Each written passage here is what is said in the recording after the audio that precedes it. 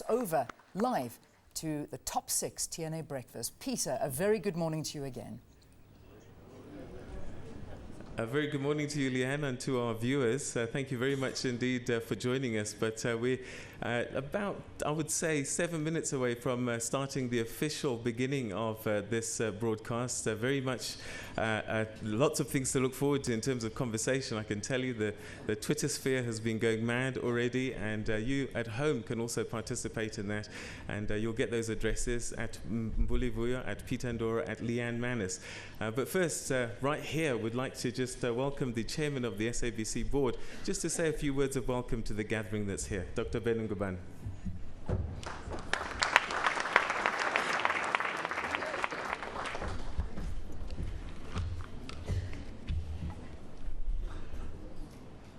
President of the African National Congress and President of the Republic of South Africa, President Jacob Zuma. Deputy President of the African National Congress, Mr. Cyril Ramaphosa, His Excellency the Prime Minister of Lesotho, Mr. Tom Tabane, Chairperson of the Commission of the African Union, Her Excellency Dr. Nkosazana Dlamini Zuma, Secretary General of the ANC, Mr. Gwede Mantashe, all protocol observed. I would like to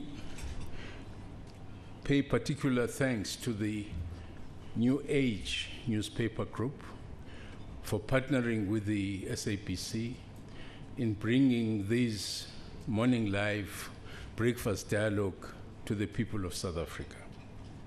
We have a long way to go with them. As we come to the digital terrestrial television era, there will be even greater partnership in making the people of South Africa participate in what the government does. I would also like to congratulate Mr. Hlaudi Motsoeneng, who is the acting COO of the South African Broadcasting Corporation, for a broadcast and coverage of the 53rd Congress of the African National Congress, a historic congress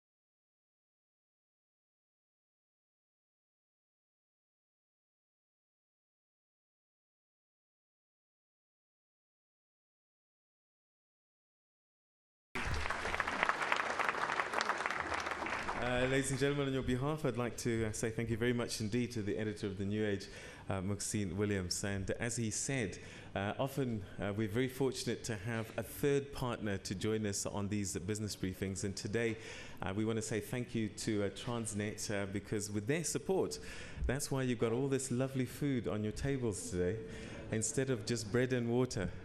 So Transnet, thank you very much indeed. And if I could call upon the chairman, Mr. Mafika Mkhwanazi, to join us on stage.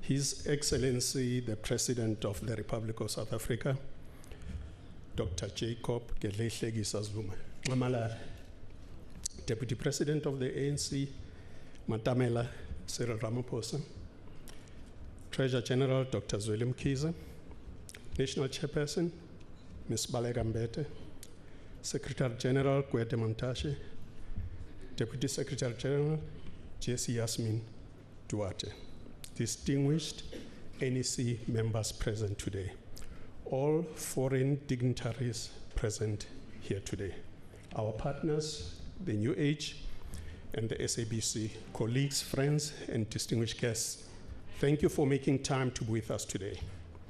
Let me start by offering our heartiest congratulations to all members of the 53rd Elective Conference of the ANC. The successful outcome of the conference has further entrenched the democratic process in South Africa and has proved many detractors wrong. It is good news for South Africa and the ongoing maturity of our democracy. Now that the conference is over, all of us as good citizens of South Africa need to ensure that we commit ourselves to improving the lives of our fellow citizens. Transnet, our Honorable President tasked us earlier this year of improving the infrastructure of our country. He instructed us to spend 300 billion on our infrastructure over a period of 7 years. This expenditure is now the centerpiece of government's plans to grow our economy. I would like to say that we are well on our way of making that happen. At Transnet, we'll continue to reaffirm our commitment to ensuring a better life for all by providing meaningful jobs for a sustainable economy. Ladies and gentlemen, thank you for your time this morning. Please give the President and the executive members of the ANC your undivided attention and feel free to engage them in crucial dialogue on issues that inspire all of us. On behalf of Transnet, I wish you well over the festive season and a safe journey home. Thank you very much. Again, on your behalf, I'd like to thank the chairman of Transnet for his words. Mr. Mkhwanazi, thank you very much indeed. All right, so those are the opening remarks, and I guess now we can really begin the process. And what I'm going to be doing in the next second or so is to call up the president to share a few words with us. Once he's done, we're going to take a quick break, and then we'll come back and we'll have our top six sitting on the stage, and it'll be for you to begin the process of asking them questions. And as you heard from the chairman of Transnet, let's be robust, let's get the issues talked about, and let's come away from here having dealt with everything. And it doesn't necessarily just have to be about asking hard questions. Perhaps you've got something to contribute. Well, today is a good opportunity as we talk to the entire nation. But right now, ladies and gentlemen, it's my great pleasure to welcome the newly elected President of the African National Congress, His Excellency, the President of South Africa, President Jacob Zuma.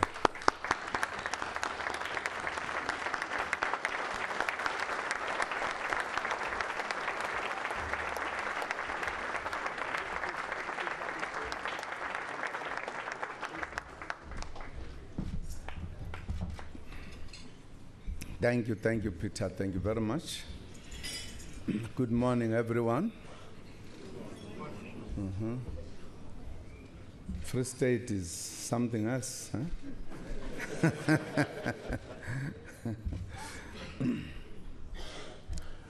Deputy President of the ANC, Comrade Cyril Ramaphosa, and the officials, all members of the National Executive Committee who are here, the chairperson of SABC, Mbomvu, chairperson of Transnet, and indeed the captains of industry who are here. Thank you for the opportunity once again to have us this morning. As you know, we just concluded our 53rd conference, national conference of the ANC yesterday. A little later than we thought we would conclude our business, partly because the forces of nature that we cannot control intervened at some point. Because we were meeting here, the storm had to come.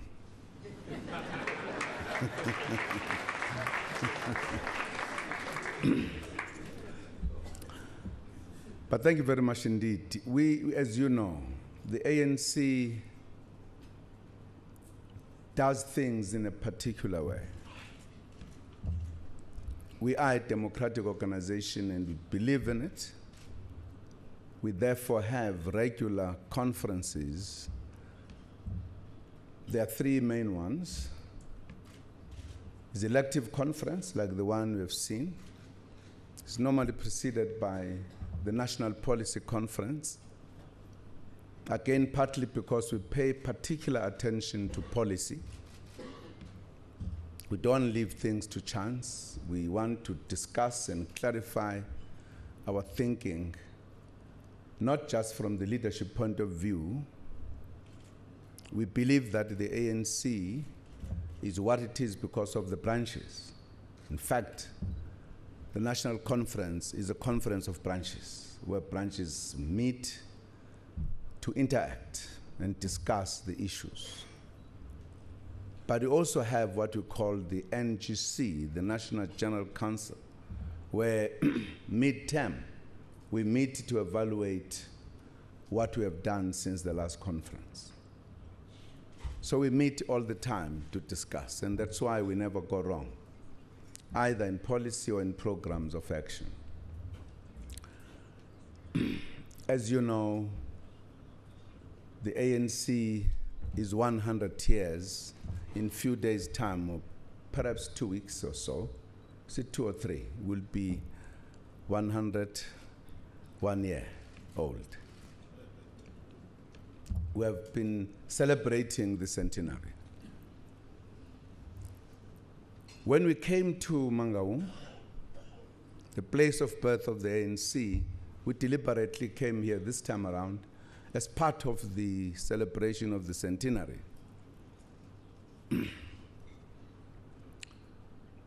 We're looking forward to do the usual. Firstly, to give a report on what has happened since the last national elective conference of the ANC in Polokwane. Because that leadership was given an opportunity to lead the organization up to this conference and implement the resolutions of that conference and continue to lead on the policy of the ANC. So firstly, as you know, there are three major reports that are always given: the political report, the organizational report, and the treasurer's report, which is the financial report. It's a time we believe we are able to see what has been the health of the organization up to that time. Of course, we also look very thoroughly at the policy documents that would have emerged from the National Policy Conference as recommendations to the National Elective Conference. And then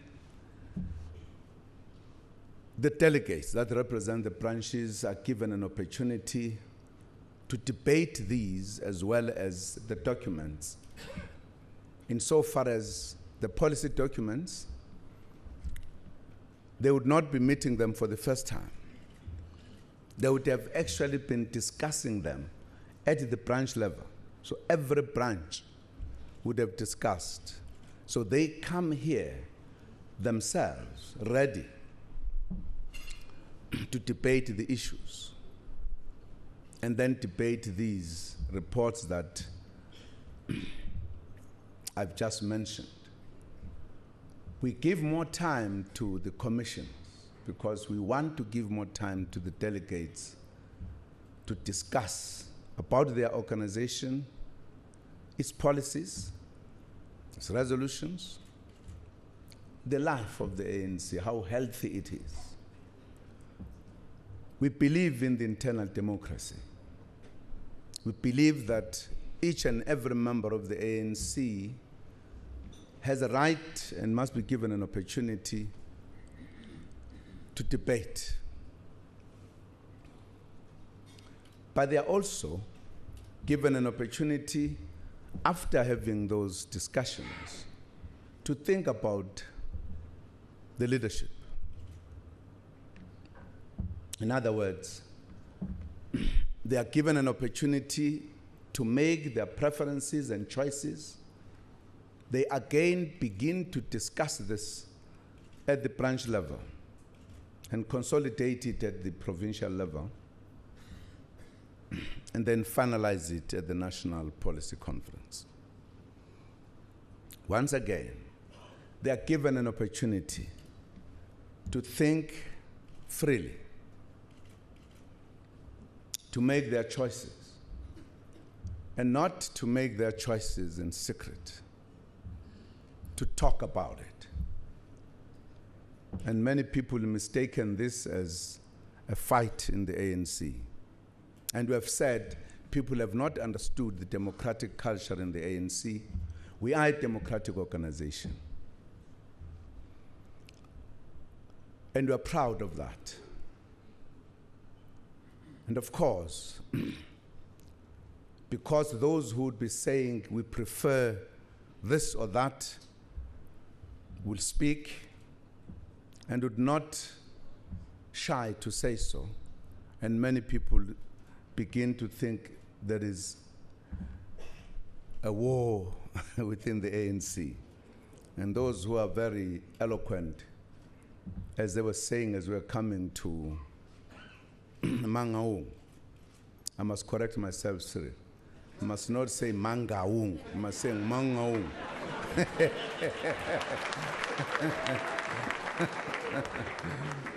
I took the lessons when we were correcting somebody. They were saying there's going to be an implosion. ANC is going to die. Some were actually writing obituaries of the ANC as we were coming here. And each time we try to help people to understand the ANC. ANC would not have lived for 100 years if it did not understand itself, and if it did not have these kind of principles and traditions and cultures that it has. And it is absolutely important to those who have the opportunity to inform the nation and the world every day to understand this, so that they don't always come out as having missed the point. If only they could listen to what the ANC says, they would not miss the point. There are many organizations that have come and gone in the 100 years, some of them very powerful, but the ANC has continued and is still going to continue. I'm sure those who leave when we finish the next century, they will be there when the ANC celebrates the second century, because it will still be there.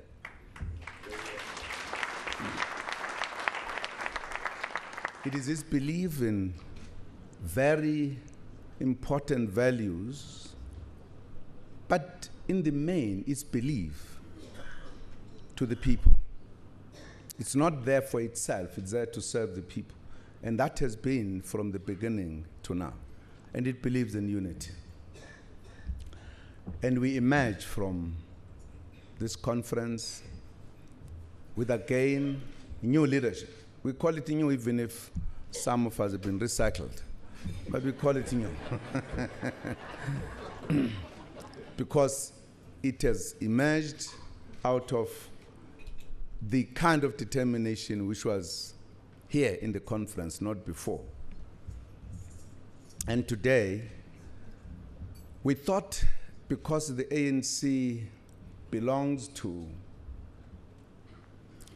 the people of this country, we must come as the officials, all of us, at one go, so that the people of this country must know who are in the top 6 of the ANC. Again, with the kindness of the New Age, Transnet, SABC, we have an opportunity to do so today. And my comrades at some point will be joining me to interact with yourselves. We are very happy today because among the people here is our neighbor, the Prime Minister of Lesotho, Ndade Tom Kabane.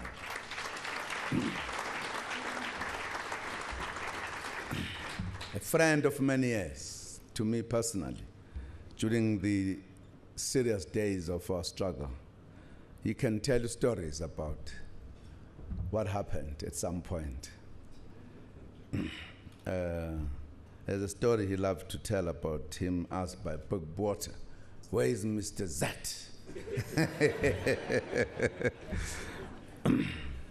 But we also are privileged to have the premier of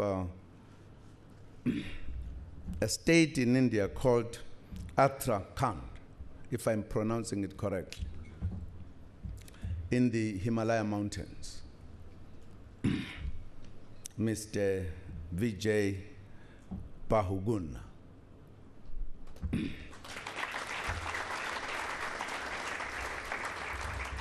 Who was saying they come from a democratic country, India, and everybody knows it.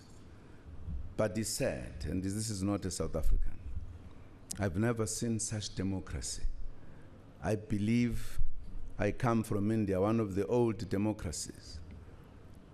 Amazed by the delegates, the quality of the discussion from ordinary delegates of the ANC. He even goes further to say, but they are English. It was very high quality.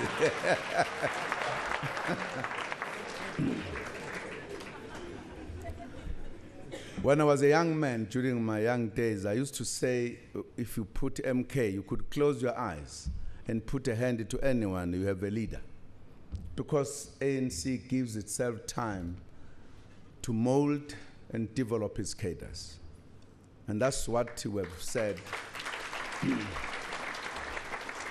We are going to concentrate, partly because we realize that the cadre of the ANC during democracy needs to be reshaped from the cadre of the ANC during the struggle.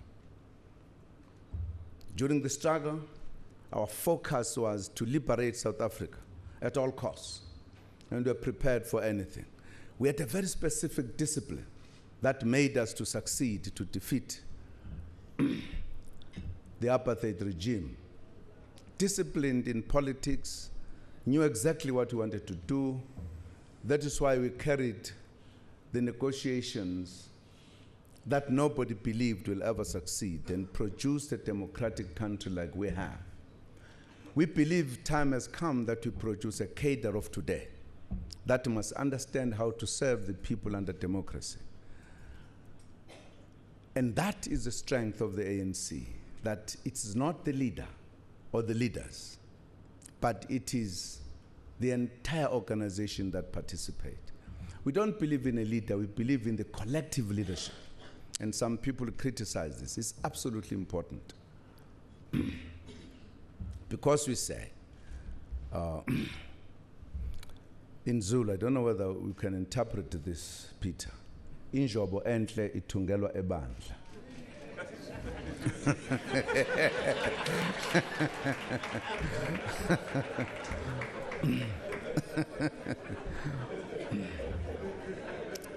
The TG will explain to you when he's sitting next to you there what it means.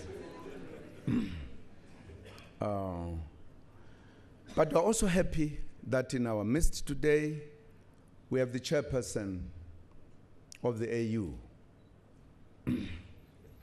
Dr. Nkosazana Clarice Dlamini Zuma. Don't ask why I know all the names so much.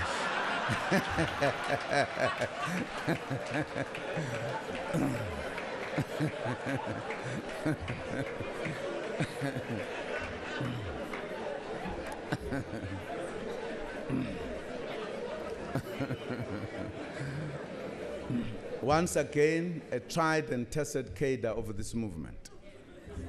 And we are very comfortable with the AU that is going to go the right direction. But we are very happy that also cadres and leaders of the ANC are here. We are not, as I said when we were opening the conference, we have our conference, a very serious matter, but at the same time we're celebrating. So we would want you to feel at home, ask any question you have about the ANC, about anything. Fortunately today I'm not alone, I'm with my comrades.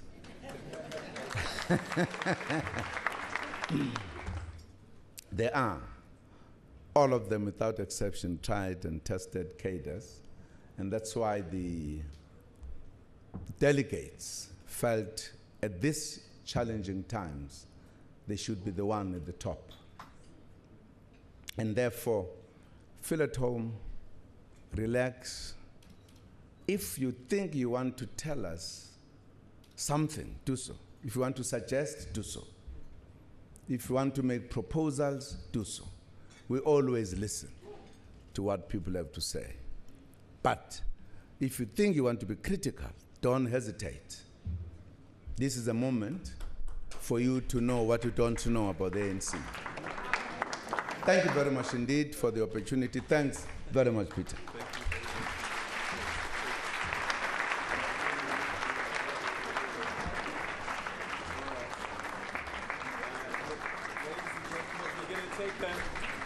We're going to take a quick commercial break, and once we come back, I'm going to invite the other members of the top six to join us on stage, and we'll begin that conversation. So get your questions through right away. We're going to run out of time, I promise you.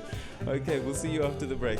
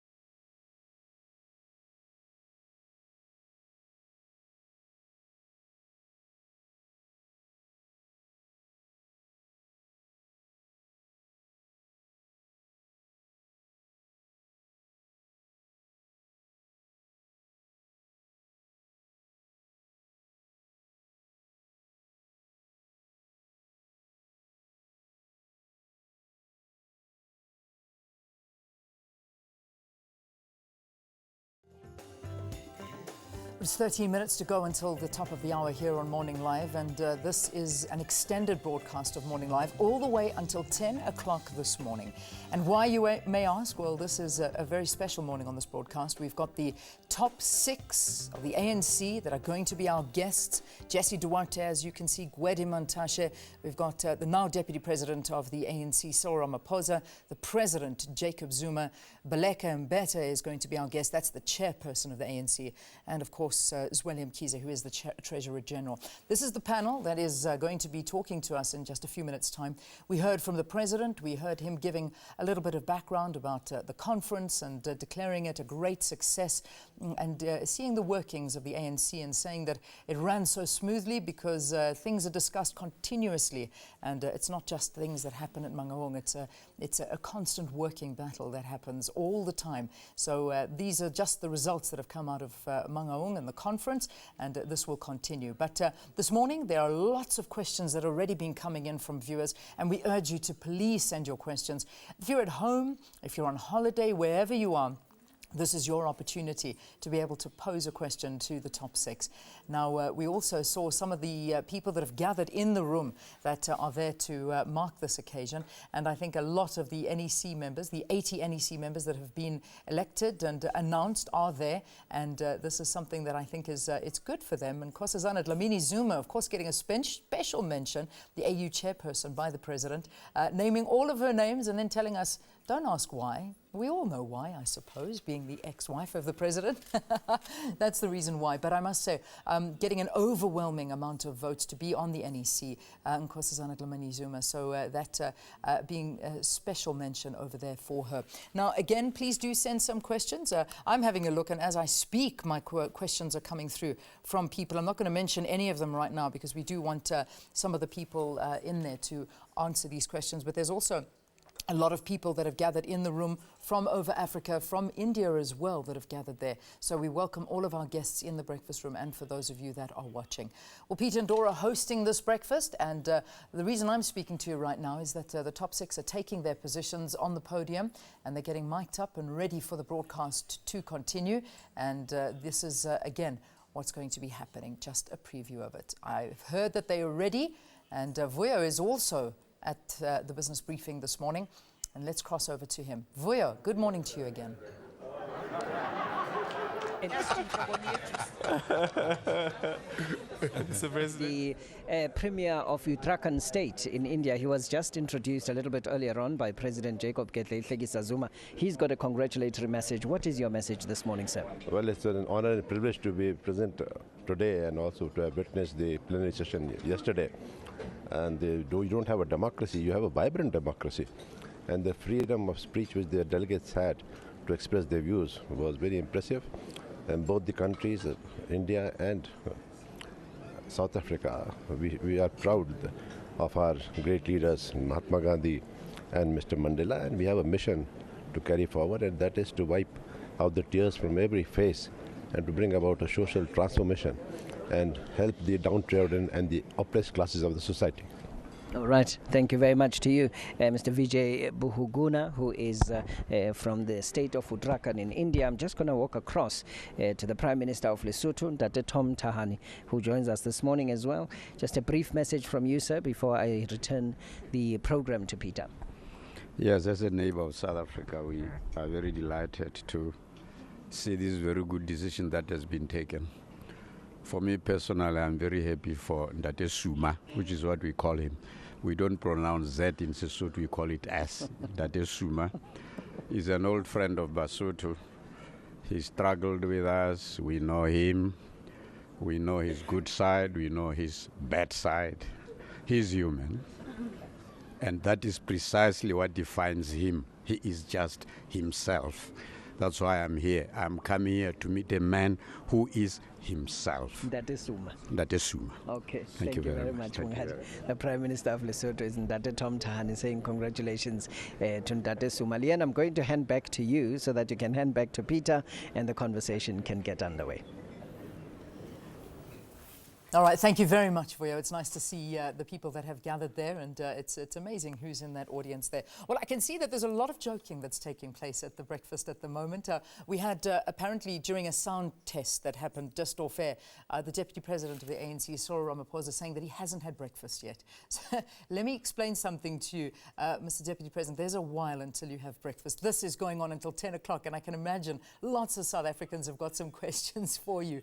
So that's what's happening there. And also the coordination of ties between the President and the Deputy President, I suppose, showing their partnership on the Morning Live show this morning. They're both wearing red. So, but I suppose there's enough talking from my side, and we can show you the visuals. There you go. Look at that. How's that for a team? Our teammates playing there. Absolutely wonderful. All right, are they ready for us? I think we are ready, and we can cross over now. Enjoy the breakfast, and this is your opportunity, South Africa. Peter, it's over to you.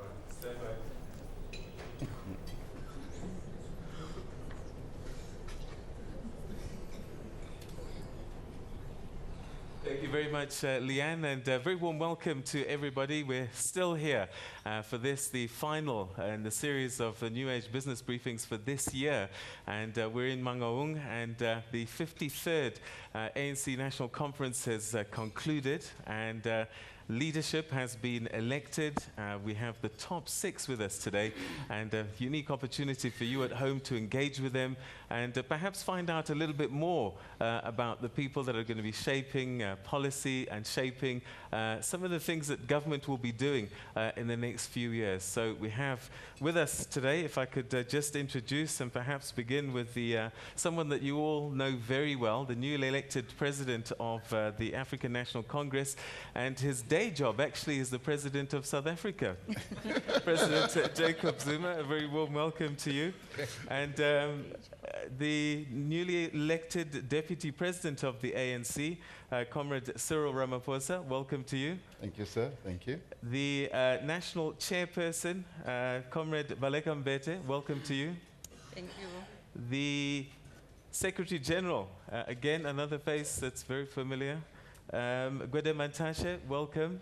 Thank you very much. And to the Treasurer General, Zwelim Kize, Dr. Zwelim Kize, welcome to you. Thank you very much. All right, so congratulations, well done. And Jesse. Oh, Jesse, sorry. I beg your pardon. My goodness. I don't fit on your page. All right, so as a result of that, you may not see me on this program again, but anyway. The Deputy Secretary General, Jesse Duarte, welcome to you and congratulations on your appointment. Welcome, and as I said, congratulations to all of you. Perhaps we can start with you, Mr. President, and then go to you one by one. Your first thoughts on your appointment to the top 6 and what you think you'll want to bring in your job in the next 5 years. Well, Peter, firstly, the election of the top 6 is the work of the branches of the ANC. So it is the branches of the ANC that felt they needed this team to be in the top 6. Certainly, I think it's a good team. And I'm sure, as you know, the ANC is a ruling party. The ANC is the biggest organization in the country. All challenges, national challenges, really face the ANC at the end. And you need a very strong team to be able to deal with the challenges of this country, which are not the challenges that emerge now. They have a history. And you need a team to be able to handle all of that. There are also challenges, as I was saying earlier, to the organization itself. We have always said the ANC has a capacity to adapt to new conditions. And I think the fact that we are now a ruling party, not a struggling party, that says we need to prepare ourselves and to entrench ourselves to that position and to deal, therefore, with the challenges of governance, challenges of democracy, challenges of poverty, inequality, and unemployment that are a historic kind of the result. You need the kind of team that must be able to tackle those very decisively, particularly if the ANC has produced such good policies. You need a team like this to lead the implementation and therefore the programs that must take South Africa to a prosperous stage. Is a task that need men and women who can be able to equal themselves to the task. All right, well, let's meet that team of yours, Mr. Deputy President. I would say that a lot of people have high expectations for you. And perhaps that's even an understatement. Do you think that there's too much of an expectation? What are you hoping to bring to the party in the next 5 years? Well, you know, I was minding my own business. And potting around, doing a number of things. I really did not expect this. I even did not wish for it. But I had to respond to the call by the members of the ANC, the branches, who felt that I should come and assist the president and work with the other officials and the National Executive Committee in executing the program of the ANC. So I responded to that, and it's a real honor for me, and it's really humbling to have been chosen to do this work. And I'm filled with great excitement to be working with the president. I've worked with the president before, a number of years ago, and it's wonderful to continue in that role of working with him again, and indeed a number of other comrades here. I think the expectation, the high expectations are on the ANC, and I think our people expect that the ANC will continue to lead them and to economically transform this country and achieve their aspirations. I think that's where the expectations are. It is wrong to put expectations on any individual. And the ANC never functions like that. We are a collective leadership, and this leadership that's been chosen is a great leadership, and the president is going to lead this team that he has been given by the members extremely well, and we want to be a bold leadership and act in accordance of the resolutions that were passed at our conference. We've just had a very successful conference, and we are all hoping, and our entire membership, and indeed the country, is hoping that those resolutions will be implemented. And this is the team, as led by the president, which will be doing so. Okay, well, congratulations, and we certainly wish you the best of luck. National Chairperson, 100 years on, we talk about organizational renewal, developing the cadre, a lot of responsibility as National Chairperson. Yes, Peter, I want to highlight the importance of the fact that this conference has adopted the National Development Plan. At the point at which, in fact, our cadres are saying we are entering the second phase of the transition. We have been in government for 3 terms now, well, in our 4th term. We've learned a lot, we've made mistakes, we've had an opportunity to reflect on how and where we should strengthen. And I think that this conference has given us exactly what we needed in terms of the branches saying this is how we've experienced the implementation of the policies of the ANC for the past almost 20 years now.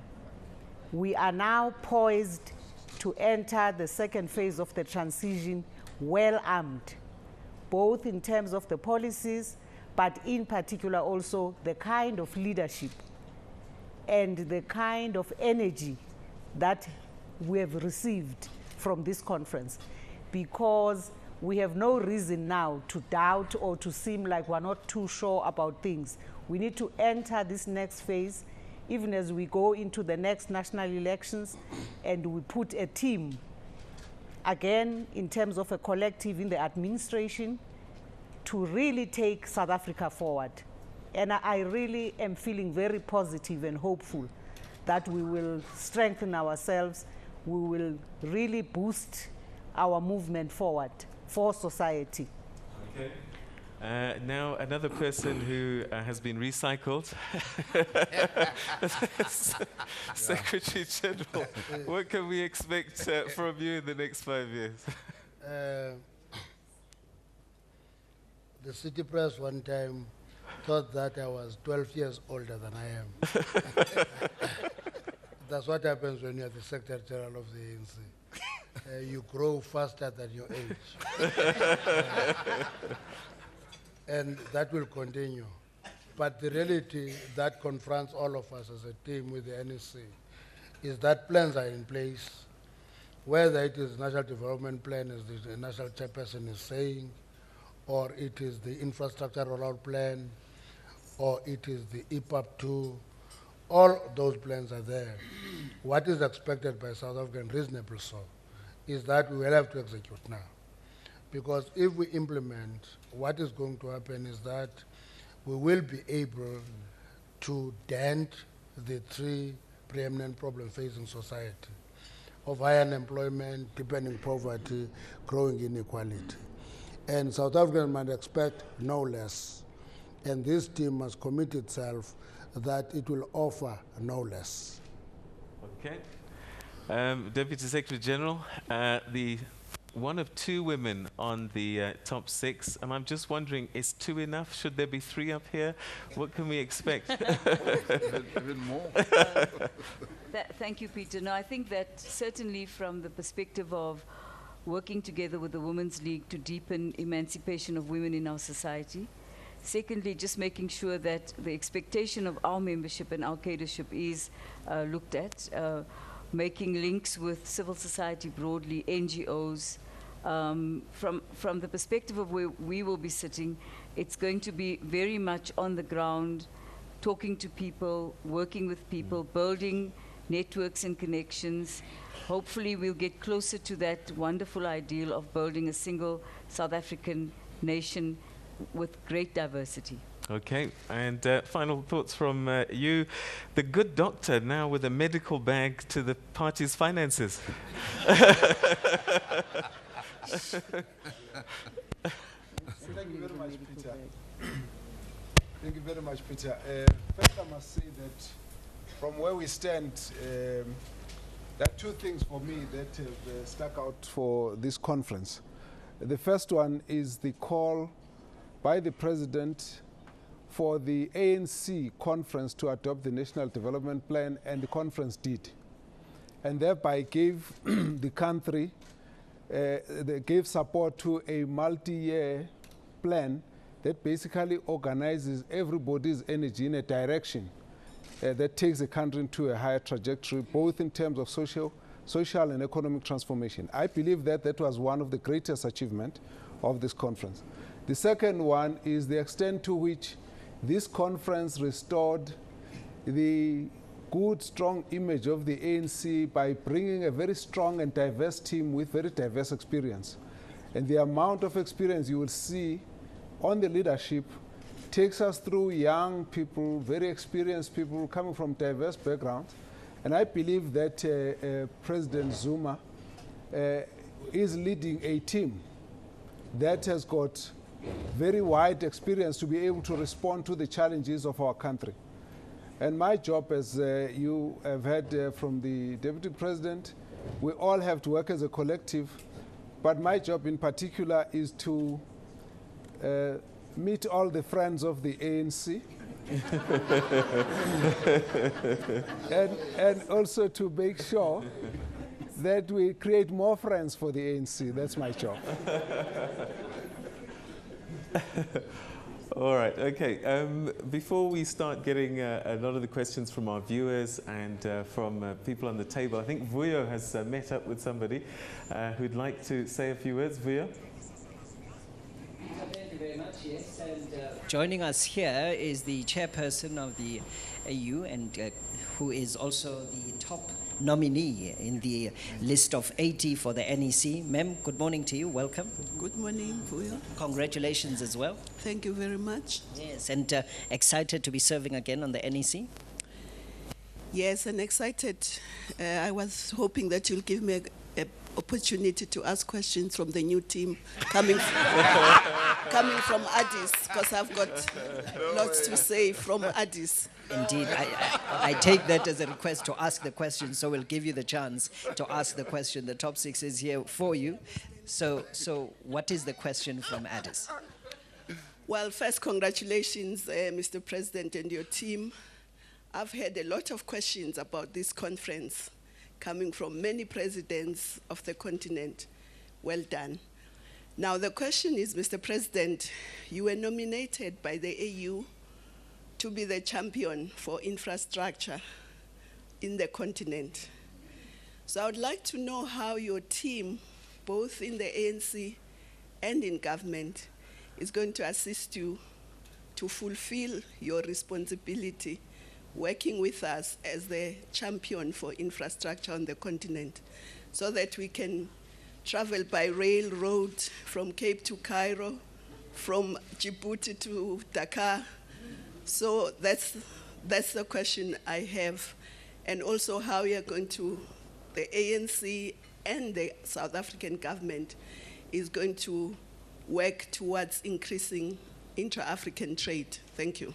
You're not going to respond to the president's issue about knowing so many of your names? You know, the president has been in parliament since '94. And when we get sworn in parliament, all your names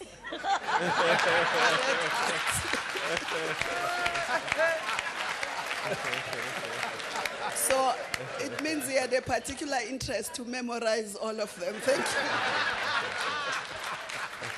All right, that's the question from Addis Peter, and the response to what the president was saying about knowing so many of the names of the chairperson. Over to you.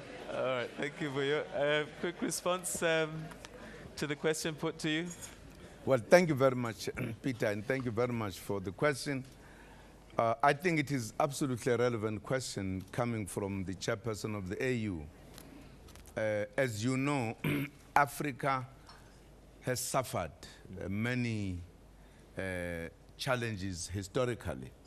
And at the right moment, Africa decided to stand up on its own and worked out a plan which is called the NAPAD plan. The plan that was saying Africa should move away from being the continent of countries that go around begging and asking for aid, to say we needed to do what we can given our resources so that we could move forward.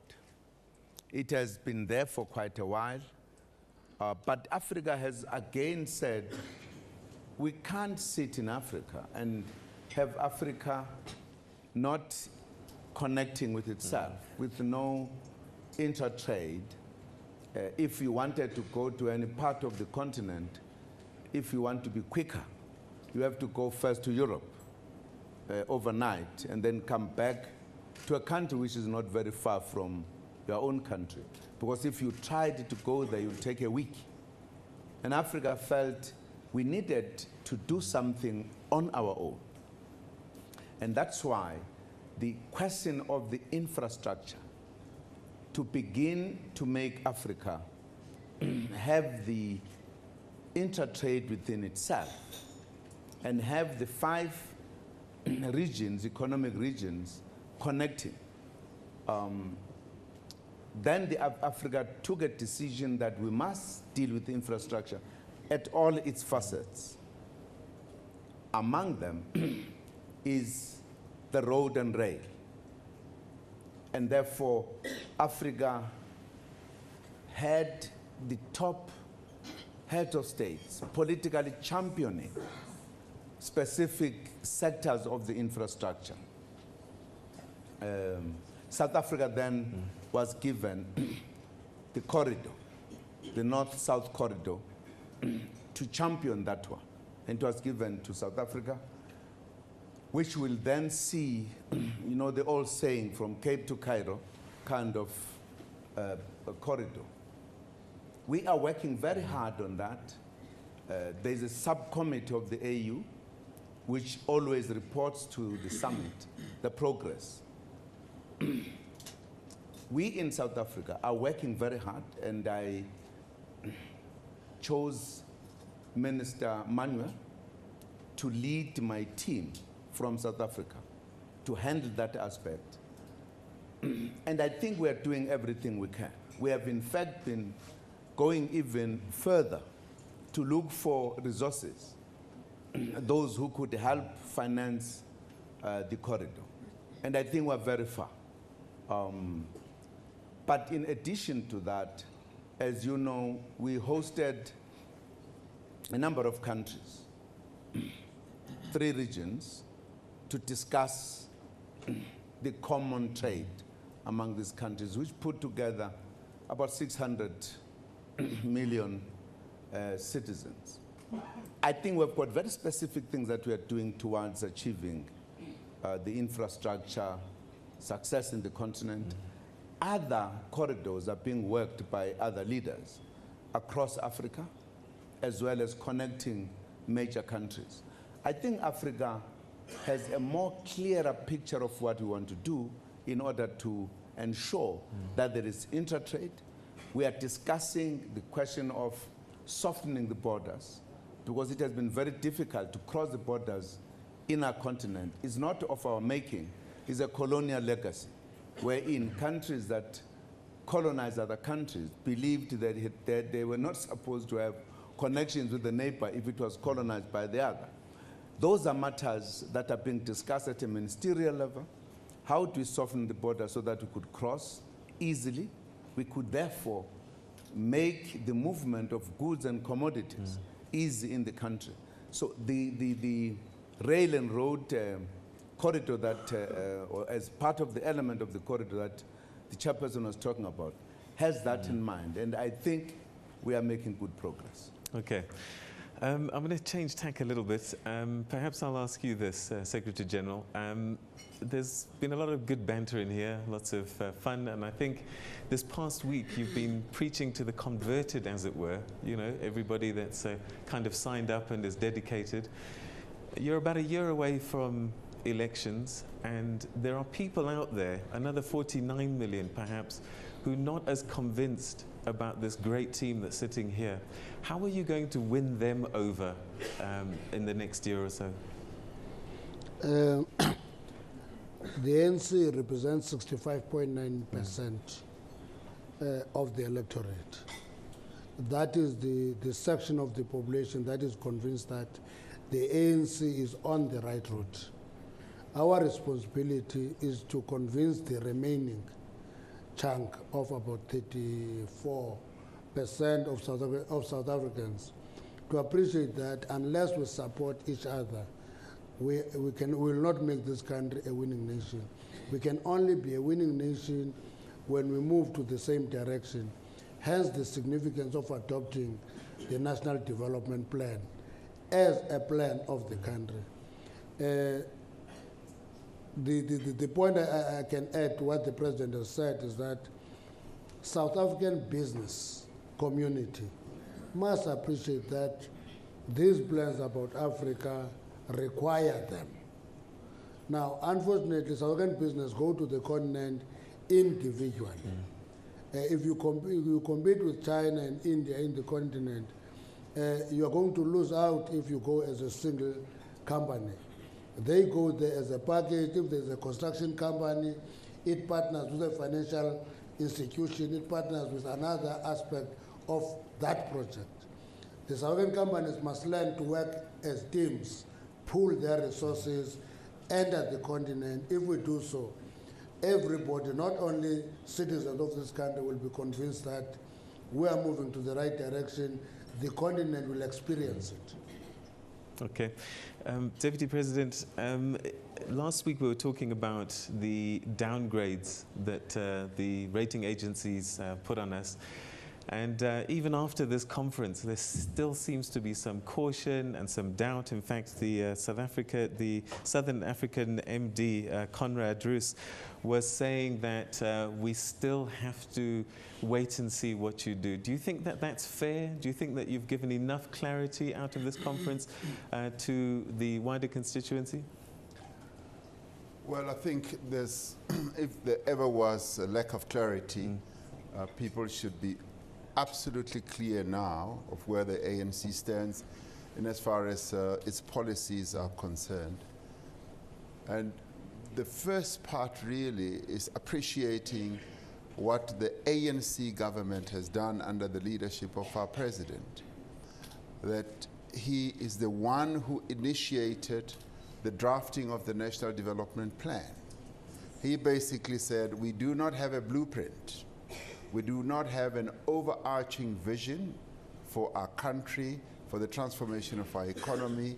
We need to craft a plan. And he assembled a group of 26 people, and many of whom are world experts in various fields, from water to infrastructure, electricity, and you name it, early childhood development, health, and so forth. And having put together this absolutely outstanding team of people, he asked them to not pull any punches, to be as critical as they possibly can of what government is doing currently, and look at all the policies that government has come up with, and having done so through a diagnostic process, to then come up with a plan, which they have now done, which they tabled to him. This plan enjoys the support of many sectors of our population, from business right through to religious groupings, the youth, and what have you, including trade unions. It's now been fully adopted by the African National Congress Conference. So this plan clarifies policy. The ANC has also come up with policies of its own. And I think if the rating agencies were to pause and look very closely at the direction that the ANC is taking this country through, they should be able to put a comma and say, hey, something interesting is happening here. And I'm sure that the downgrading should soon be turned into an upgrade. We deserve that. We've got great policies, and there's even a determination to implement those policies. And those policies are the best policies for South Africa, and if they were, also adopted in any other country, they would be the best policies. We have really good policies. And I would like the business community, the rating agencies, to look very closely at the policies and not just go on the reports or the headlines that are often reported in the newspapers. Study our policies, look at the president's determination to have the ANC government to implement those policies. That's what needs to be focused on. Okay, all right. Well, one of the great things about having my colleague Vuyo with us today is that he's walking around with a roving microphone and getting key people, and he's ready to chat to our next guest. Vuyo? Thank you very much, Peter. It's a young man, Azania Matiwane. He's from Independent Actuaries and Consultants. What's your question, Azania? Vuyo, congratulations first to the top 6 of the ANC.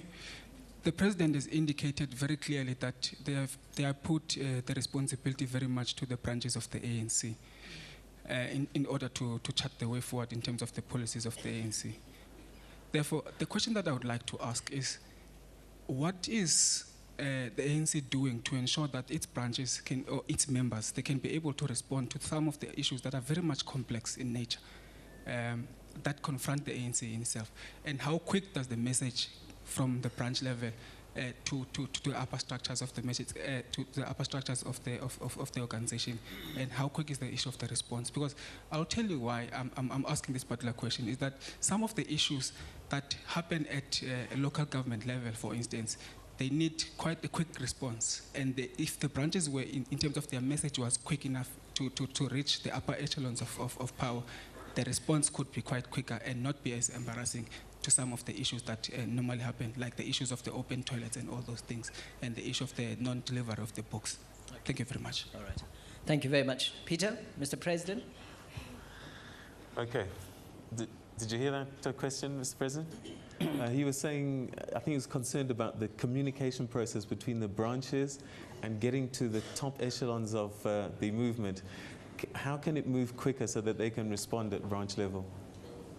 Well, we have the internal communication in the ANC. The branches have a very clear line of communication. Maybe the question would be, have the branches used that line of communication so that things could get up quicker? It could also be that maybe the lines are not working very well. That's the reason why, Peter, we have said, we need to define very clearly the tasks of the branch and the branch in the zone where it is, so that those kind of issues are identified by the branch very deliberately, and then say how that is communicated to the municipality, because those issues are likely to be issues that affect the area where they are, and how they are taken further up. I'm sure we could still work hard to ensure that that communication is deliberately worked on. When we talk, for an example, of the cadre of today, that's precisely one of the things we are talking about, to say we need a cadre who must appreciate that need, that as a branch member, you don't only deal with the politics of the ANC or the politics in general, but you also deal with what government does. And once you are clearer on that, you are then able to say, how do we improve the line of communication so that it's easy to reach up there? Because we believe each level has its leadership that has to operate at maximum so that it is able to respond to the issues that are in the area. But we take the point, I think it's an important point, that says to us we need to look at that kind of two-way communication, that it must be improved. But thank you very much for the question. Okay, Vuyo, you have another question on the floor? I do, Peter. We'll take two. Stavros Nikolaou is from Aspen. Stavros, what's the point you want to make? Thank you. Firstly, can I add my congratulations to the top six? And as business, we look forward to working with the top six and the whole NEC, in fact. My question is around stimulating domestic investment. And I think as business people, we all sit with the, we want perfect conditions and, everything's got to be right, and we lament Europe and what's going in Europe, etc. But I think the reality is we need to start doing it for ourselves as business people. We need to start unlocking the capital in balance sheets, and we can't wait for perfect conditions. Certain things are out of our control, like the European crisis. Certain things are within our control. Within our control is the ability to unlock the capital, stimulate investment, and create jobs. What would assist, and I come to my question now, is, and it's more a comment, I guess, directed at the President, is would the President consider in future a cabinet post that focuses on business interface with government? So I know there's a Minister of Trade and Industry, a Minister of Economic Development, etc. There's an economic cluster.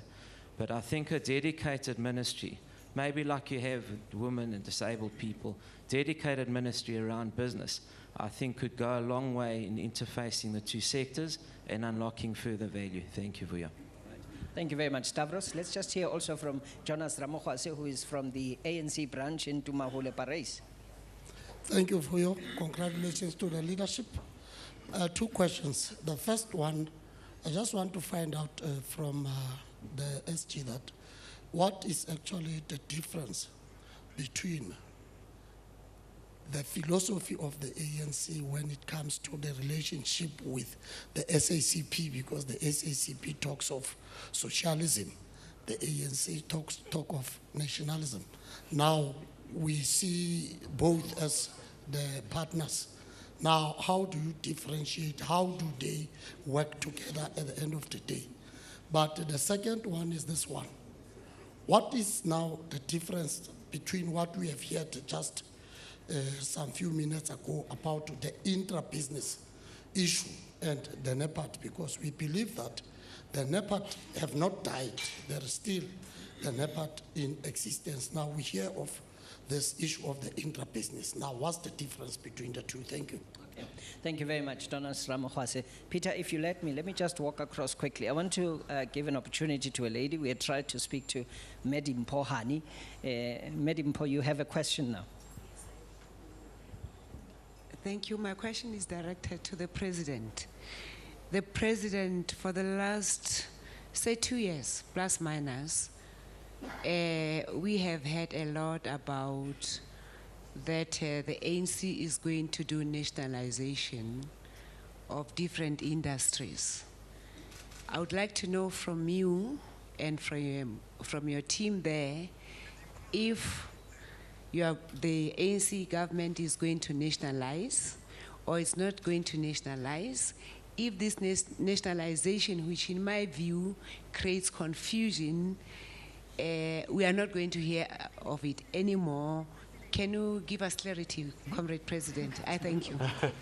All right, okay. I'll tell you what, we've got a number of voices that are sitting here. So I think there's a natural attraction to the person who normally sits in the center of a room. But what I'd like to do perhaps is ask the other members as well to join in the conversation and debate, and who'd like to tackle some of those questions. Perhaps we'll start with you, Secretary General, because you were asked specifically about socialism, nationalism, SACP, differentiating between the two.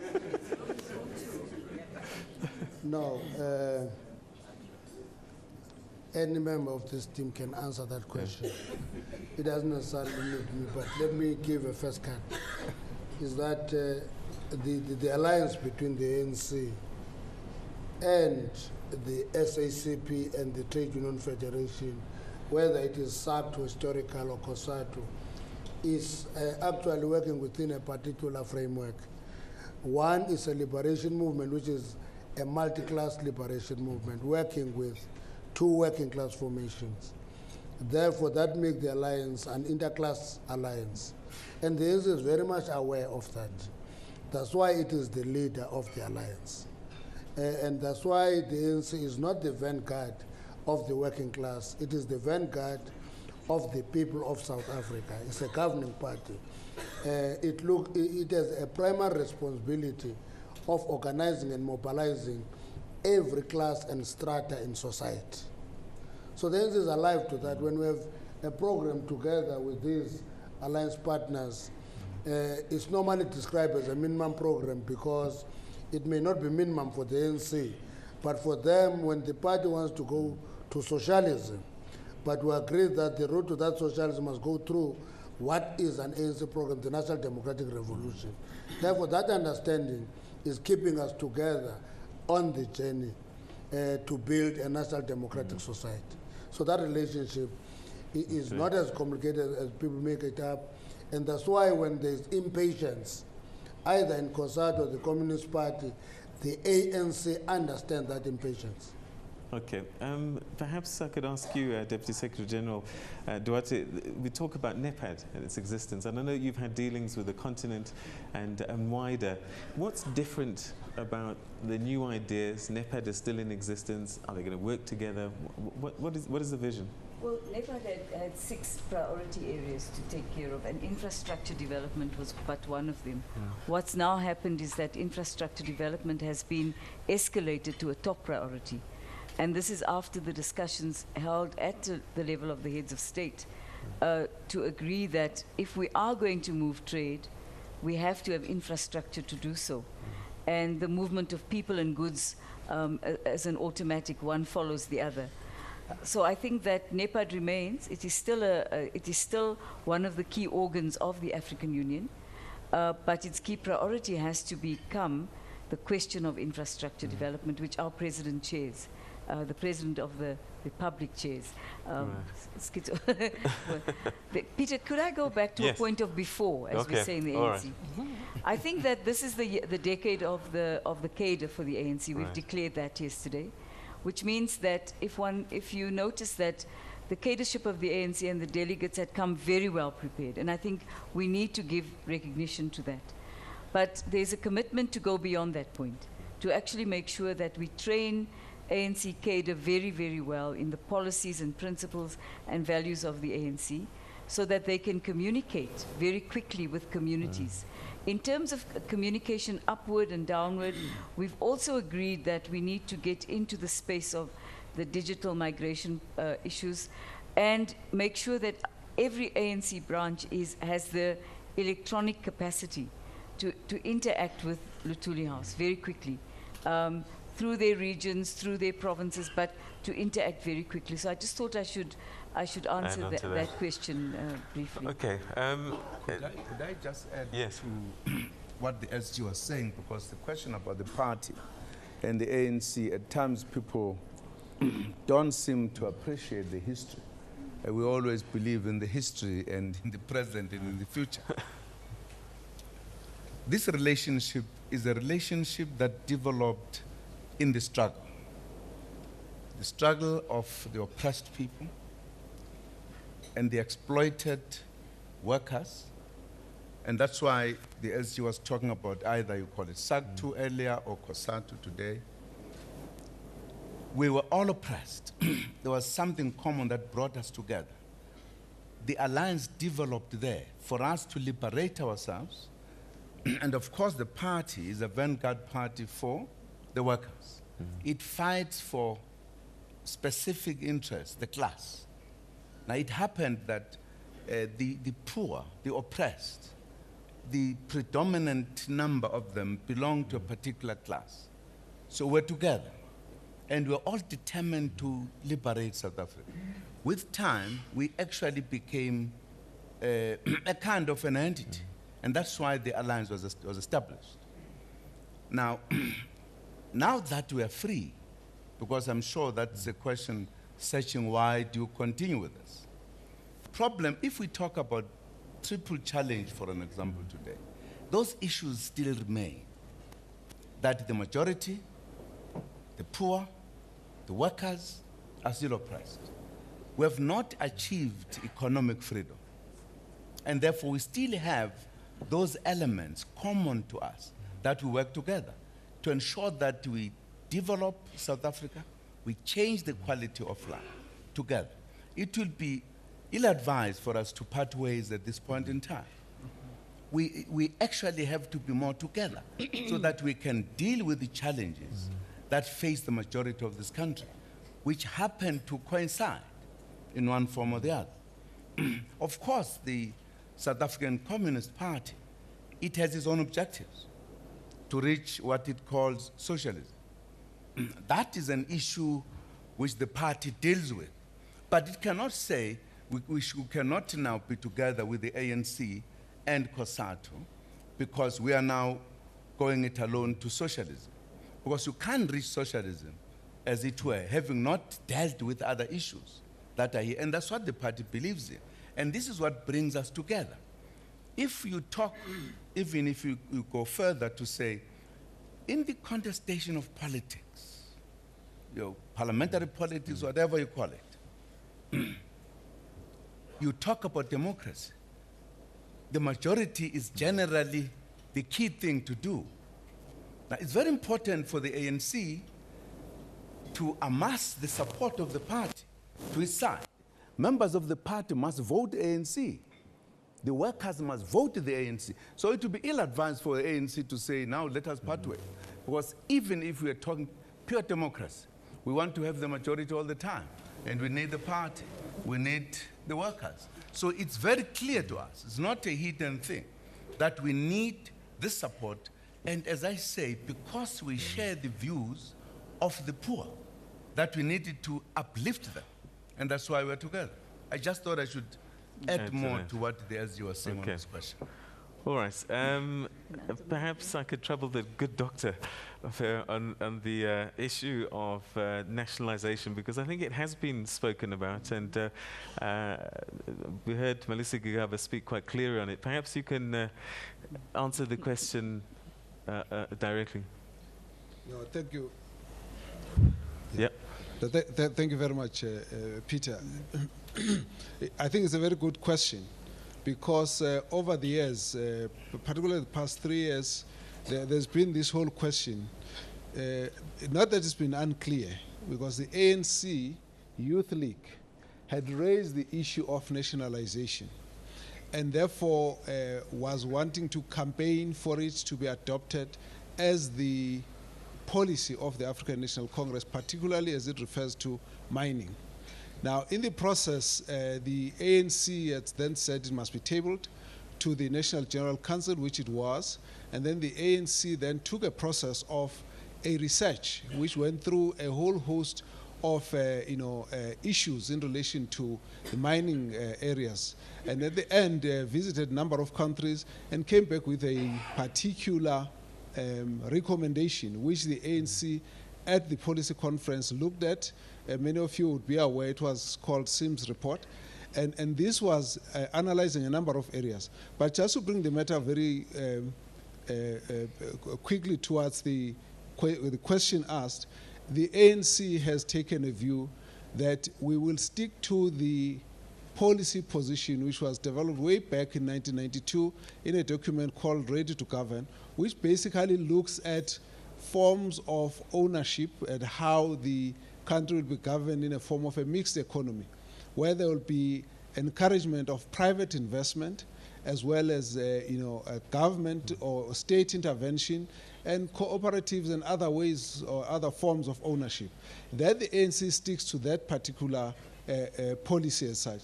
So out of this discussion, this conference, there is no classical whole-scale nationalization as policy, and that needs to be clarified. The issue of the ANC that we've looked at is that it's very, very important to go and look into the number of challenges that we face in the mining areas.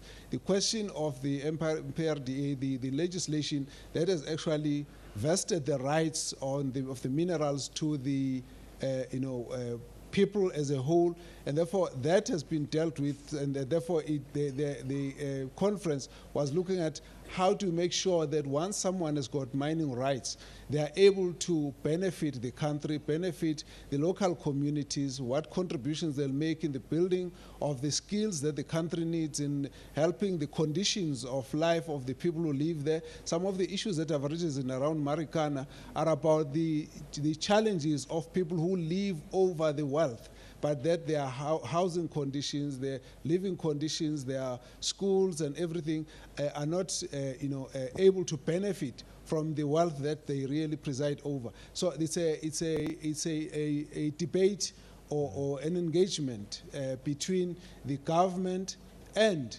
the mining operators as well as the labor, so that we can mediate through and ensure that everybody benefits out of the situation. So the simple answer is there is no classical whole-scale nationalization as a policy of the ANC, and that issue has been made very clear over the years. And just the one point that a gentleman had raised is about the capacity of the ANC branches to understand a lot of issues. We do a lot of workshops as we're coming over this. The process of discussing the document has been going on for a long time, so there's a lot of research and debate and addresses that we do to encourage all of the young of the branches to participate in the debate. When we get to the discussion, and of course must understand the branches of the ANC are very diverse. You get highly professional people, you get ordinary members, you get workers, you got people who come from various experiences, and each one has got an experience to add onto developing the policy of the ANC. Could I add? I'd like to add here. I think one of the important things that South Africa must get to grips with is how the ANC functions.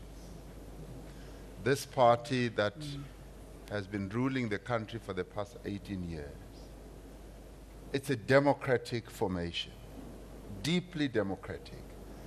And its processes of discussing things may seem messy, it may seem confused, it may seem noisy, it may seem very disruptive and acrimonious and disorganized and all that. But I can promise you one thing.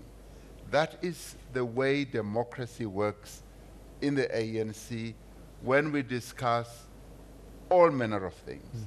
And one of those things was the question of nationalization. So to many it may have sounded like, we're very confused and we're disorganized, and the ANC does not know what it is doing.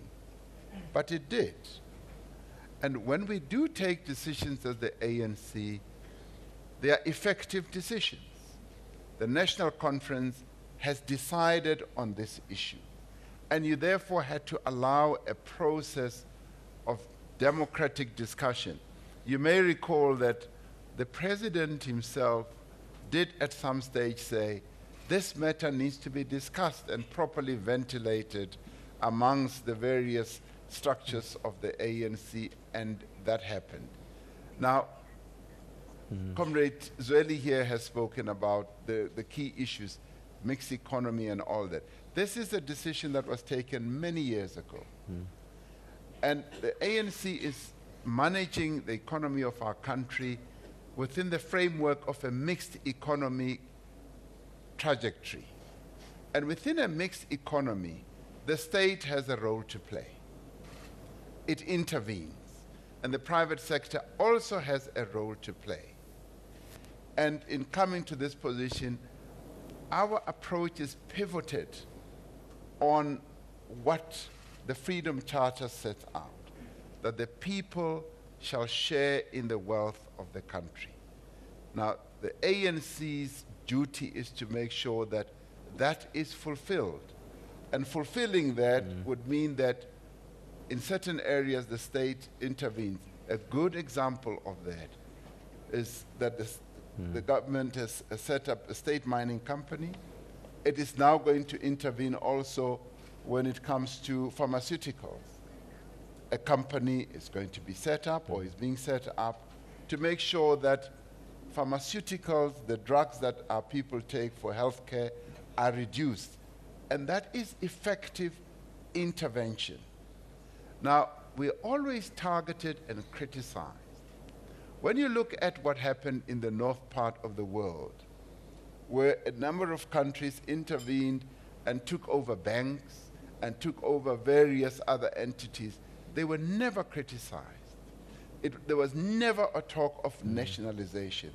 But when our government, the ANC government, says, we want to intervene in certain areas, we criticize. Right now, the ANC government has come up with the boldest program of infrastructure development. It's a bold program that has never been seen in the history of this country and indeed even on the continent. And in doing so, the state is going to intervene to make sure that the ideals that are set out in the Freedom Charter are also fulfilled, and also to make sure that we promote and engender economic transformation and economic growth. And all that is done to fulfill the aspirations and to also of our people, and also to address the triple challenges that we face, to ensure that we reduce poverty and also create a lot of employment. All right. Mr. President, I think this question has to go to you because ministers are appointed at your pleasure. And so there's a suggestion that maybe we need another minister who's responsible or represents the business constituency and assists in unlocking this relationship between government and business.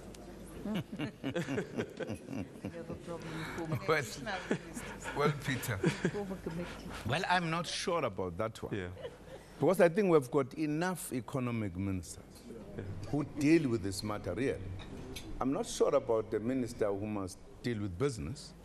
I mean, we've got Minister of Economic Development, Trade and Industry, we've got Finance, we've got Minerals, Resources. They all deal with business. Now, to have a single one, I think that would be, I'm not sure what will that minister do. It could be reduced to a liaison office in government and other ministers. I think we have enough. Okay. We have enough that deal with business at different levels. It also helps because it's not like you are general dealer line. They actually deal with specific sectors. Right. Very specific. And I don't think we have the desire to have another ministry. All right. of business. National Chairperson, can I pose this question to you as a person who's sort of sitting at the top of the party structure in a sense? They talk about the slate, those that won and those that didn't win. And when the NEC, the additional members came through, it was quite clear that, you know, if you were on the wrong side, it was tickets. So I'm wondering, how are you going to bring everybody back together? Because there are some people licking their wounds at the moment and perhaps not motivated. Well, it's a complex one, Peter, because it would not be honest of us to deny that there is a tendency and a mindset coming out of conference processes and exercises, in particular in terms of selection or electing leadership, from branch to national level. And what we have been talking about for some time now is the fact that we would like to discourage our members from this approach of slates in that sense. I mean, this word is now moved into our language. These lists whereby a person goes into a conference to vote and has a list. And it's like you are forced to look at this list. And I mean, we've spoken about this. I've spoken about it publicly years ago already, that it can't be correct. Because what it does, it denies a member an opportunity to see strength across in another list. You know, there might be very good people, but if you go in there with that mindset, it disables you. How do you change that mindset then? Is this political school? Could that be one of the answers? I think we can't get tired of talking in the ANC. We continue to raise these issues in our branch discussions and at all levels. However, I want to raise another aspect of this problem. It can also be such a preoccupation that you can never do anything right. I mean, I come out of conference yesterday and I'm listening to the radio and someone says, you know, now it's just clear that there's just talk about unity and there's no unity really. And I'm asking myself, why are they saying this? It's because of the particular outcome of yesterday's announcements in terms of NEC members.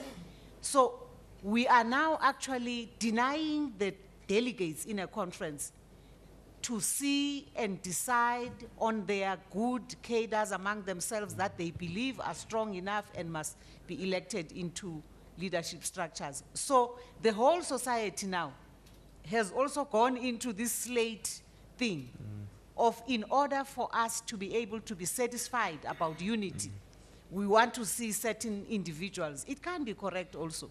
So it needs all of us to sober up, because I also want to say that the whole of society, whether or not you are a card-carrying member of the ANC, you have a responsibility to want to support this party that has been a vehicle for us to fight the struggle for freedom and to bring us here where we are.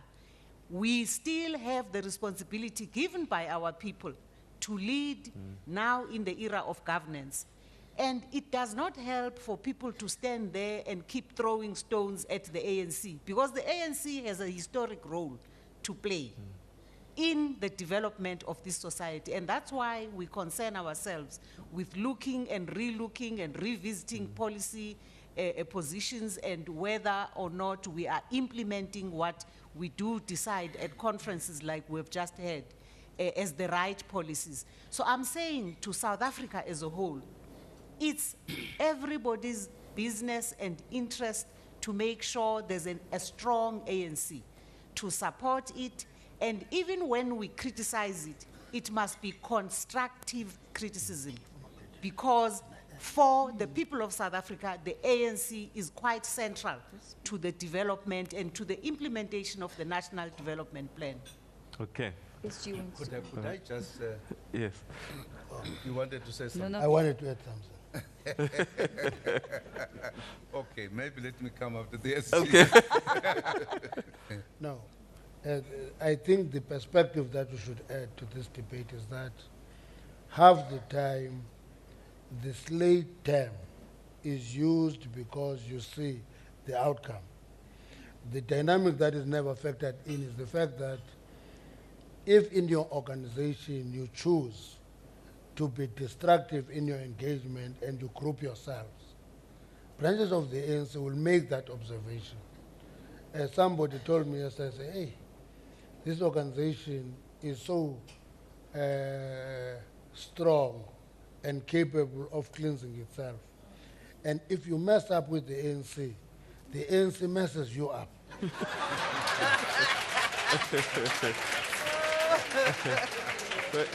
But SG, isn't this talking about, I mean, you're almost suggesting that you will be purged. You will be dealt with, you will be purged if you don't follow a particular line. That is not. It's not purging. Yeah. It is the ANC being aware of destructive engagement in the ANC. You know, Peter, one of the things that you should always look into, run up to conferences, is when people, even in lobbying, that lobbying become destructive. Branches of the ANC resent that because destructive lobbying weakens the ANC, and branches of the ANC don't like that. That's one element I wanted to add, that it looks as a slate. Sometimes members of the ANC react to a particular approach where people deal with the ANC as if they are the owners of the ANC, they are entitled to it. And therefore nobody else has a right in the ANC. Branches and members of the ANC resent that. Okay, Mr. President? Well, thank you very much. Thank you very much. No, I just wanted to make the point, Peter, that the slate, at times I have a feeling it is at times exaggerated rather than the reality. Because otherwise we would not have had people who are seen in the ANC as belonging to different slates or whatever. But also to say, this conference that ended yesterday pronounced itself very clear on this issue to its members, that the question of slates must come to an end. So it's a position we've taken as a conference, because it's not helping the organization if it continues. But you will of course appreciate why we are emphasizing the importance of a new cadre in the ANC. We have declared this next 10 years as a year of the cadre, because we want to deal with some of the tendencies that are new in the ANC. Well, the fact that you have that kind of situation where people say this so and so slate and so slate is not in the culture of the ANC, and we need to deal with it. And we can only deal with it if we have got cadres who understand the politics of the ANC and the traditions and the cultures of the ANC. And therefore we must spend time to create this cadre. Because in many instances, political parties or organizations differ on policies and strategies and tactics. There isn't of that nature in the ANC. We all agree. So the question would be, what is it that creates this kind of feeling? Why should people use money to buy support of the membership? What is it? That's what we needed to find. Now, if you have a membership that indeed gets hooked into that one, it means you've got weaker cadreship in the ANC. You must therefore strengthen that cadreship so that nobody is going to come with nothing, who's just going to say, we must kick Peter out with no reasons, no political reasons. We are not saying Peter is a failure and therefore we need somebody more capable. We're just saying we need change. Why? Okay. I mean, that's a question. Now, from our point of view, we say there is therefore a problem in the maturity of a particular layer of the cadreship in the ANC. That is why we need to bring the cadre who is not going to listen to Mr. that kind of President, story. why has it been allowed to deteriorate to this point? I mean, I would have thought that you guys would have been watching the tendencies grow and you nip it in the bud before it gets out of hand. No. In politics, Peter, you don't do things overnight, and things don't develop overnight. The tendencies creep in without you noticing. At times, you could misinterpret them and think that is because of X, Y, Z. But once they become entrenched, you realize that this is now a problem, and you deal with it.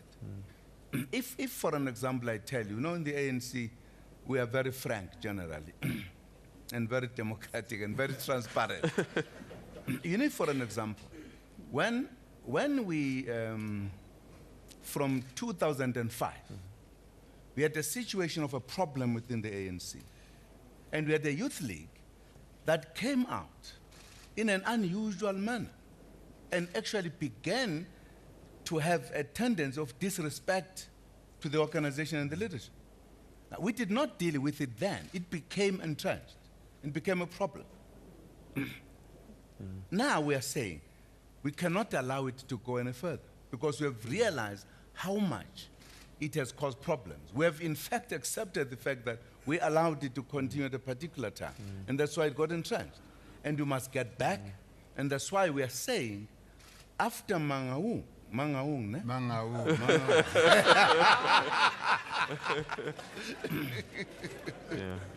We are not going to allow any of those tendencies. As ANC learns all the time, we've reached a point that now we can't say, let us allow this come, let us try to correct him, because some don't understand that. If you don't deal with it, they think they've got their way. Okay. And we have said, we are no longer going to allow that, we are going to act, we have drawn the line, and nobody should cross the line. And that's why we say the organization don't do something. All right. I'm going to go to the studio in Johannesburg, but just before we do that, because we're on that point now, young former president of the ANC Youth League, I think upon realizing that nobody would die for him, has... Although he was prepared to die for others. has put through a letter to the party, and I'm wondering, when people go that far beyond the path, is there a way to bring them back, or is that the end of the road now? Let me ask you, Deputy President, because you were quite visible in the disciplinary process.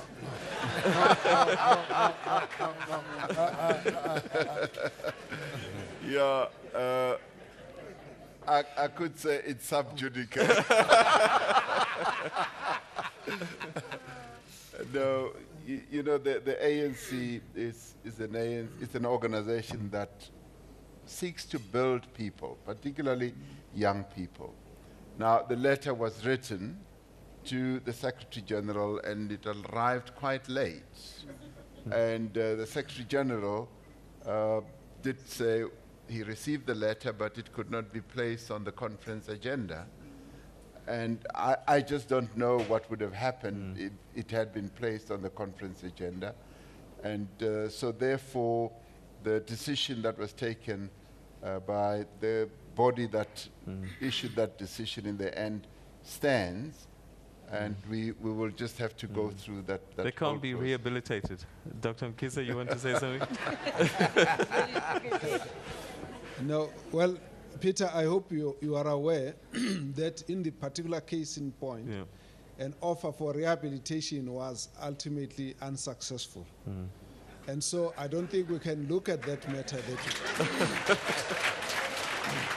Okay.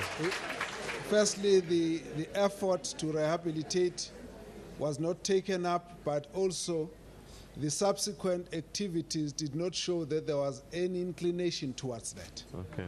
Now, there was no space for any such letter to serve on conference. The reason is that the only way that matter could have arisen is if in the Secretary General's report where this matter arose, somebody could have taken up as the delegates and decided to make a motion on it, and it did not happen.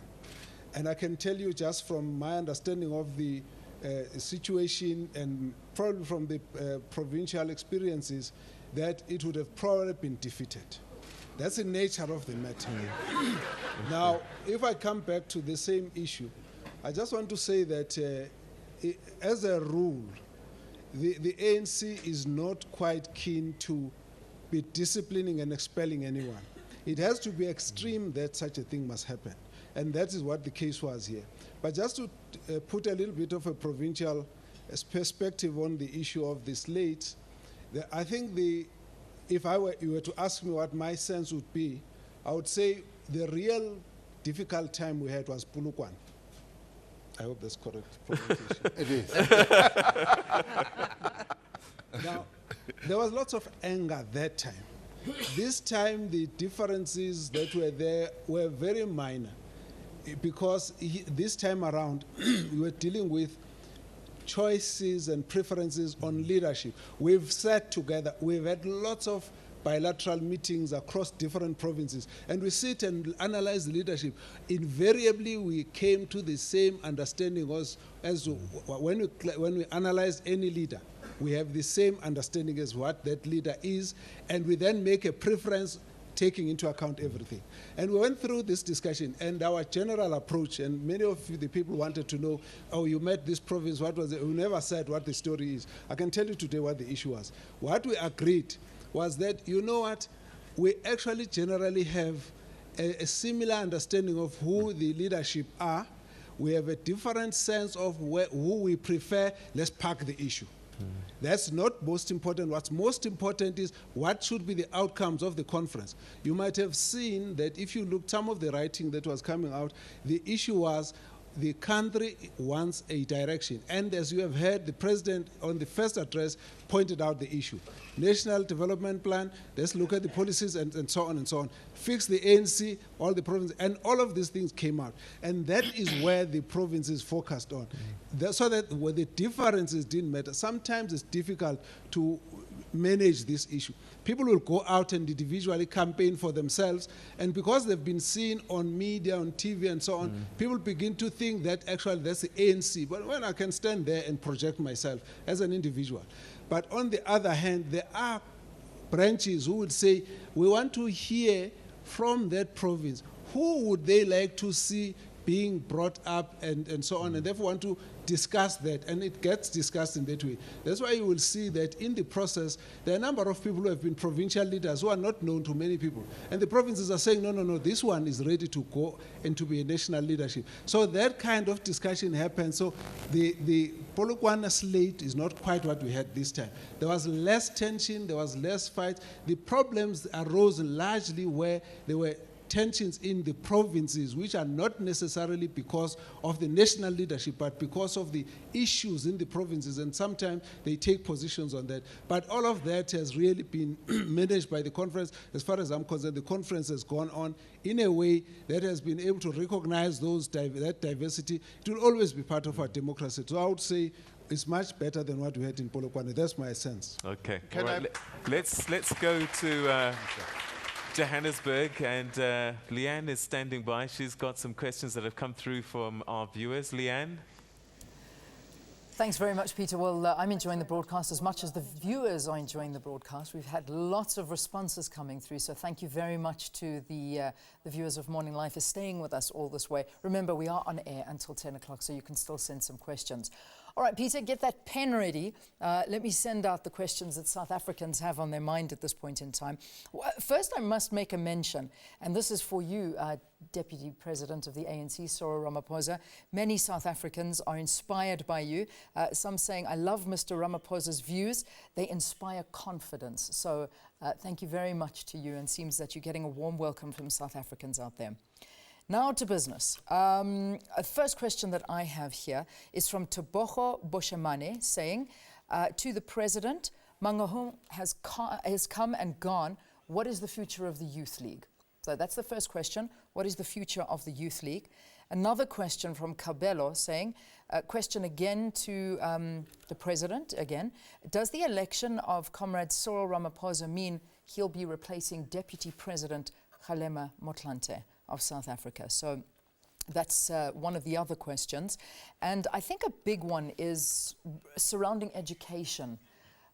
What is going to be done to improve education, salaries of education? That's a very big theme that's coming through. And then finally, service delivery, Peter. Again, people desperate to find solutions. Is there going to be a hard line against service delivery now? Will they eventually see change? All right, back to you. Back to you.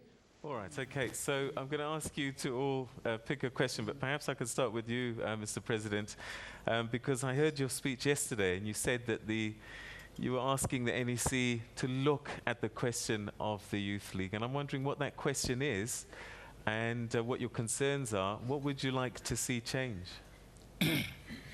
Well, Peter, the matter of the youth did receive the attention of the conference. Very clear. The delegates put it very clear. They've not been happy about how the Youth League has behaved. And some delegates were saying it was defining itself outside of the ANC structures in the manner in which it conducted itself. And delegates in the conference said, we shouldn't discuss the matter in the conference.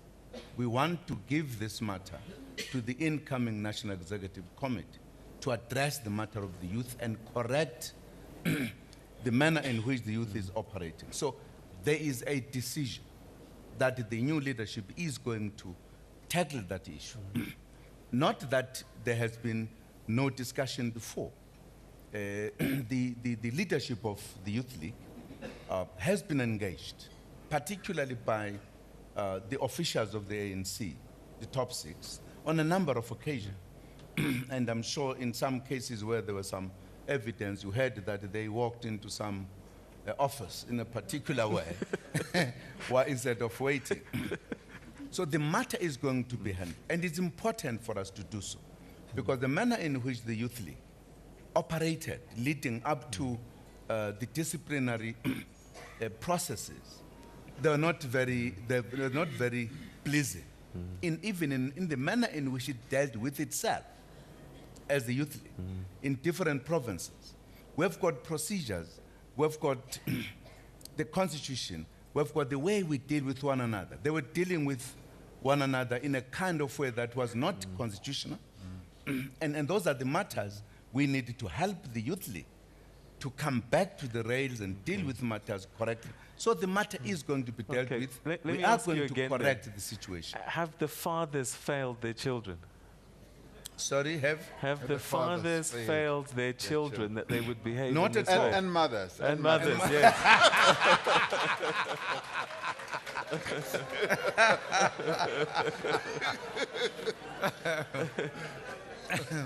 Not at all. The fathers have not failed.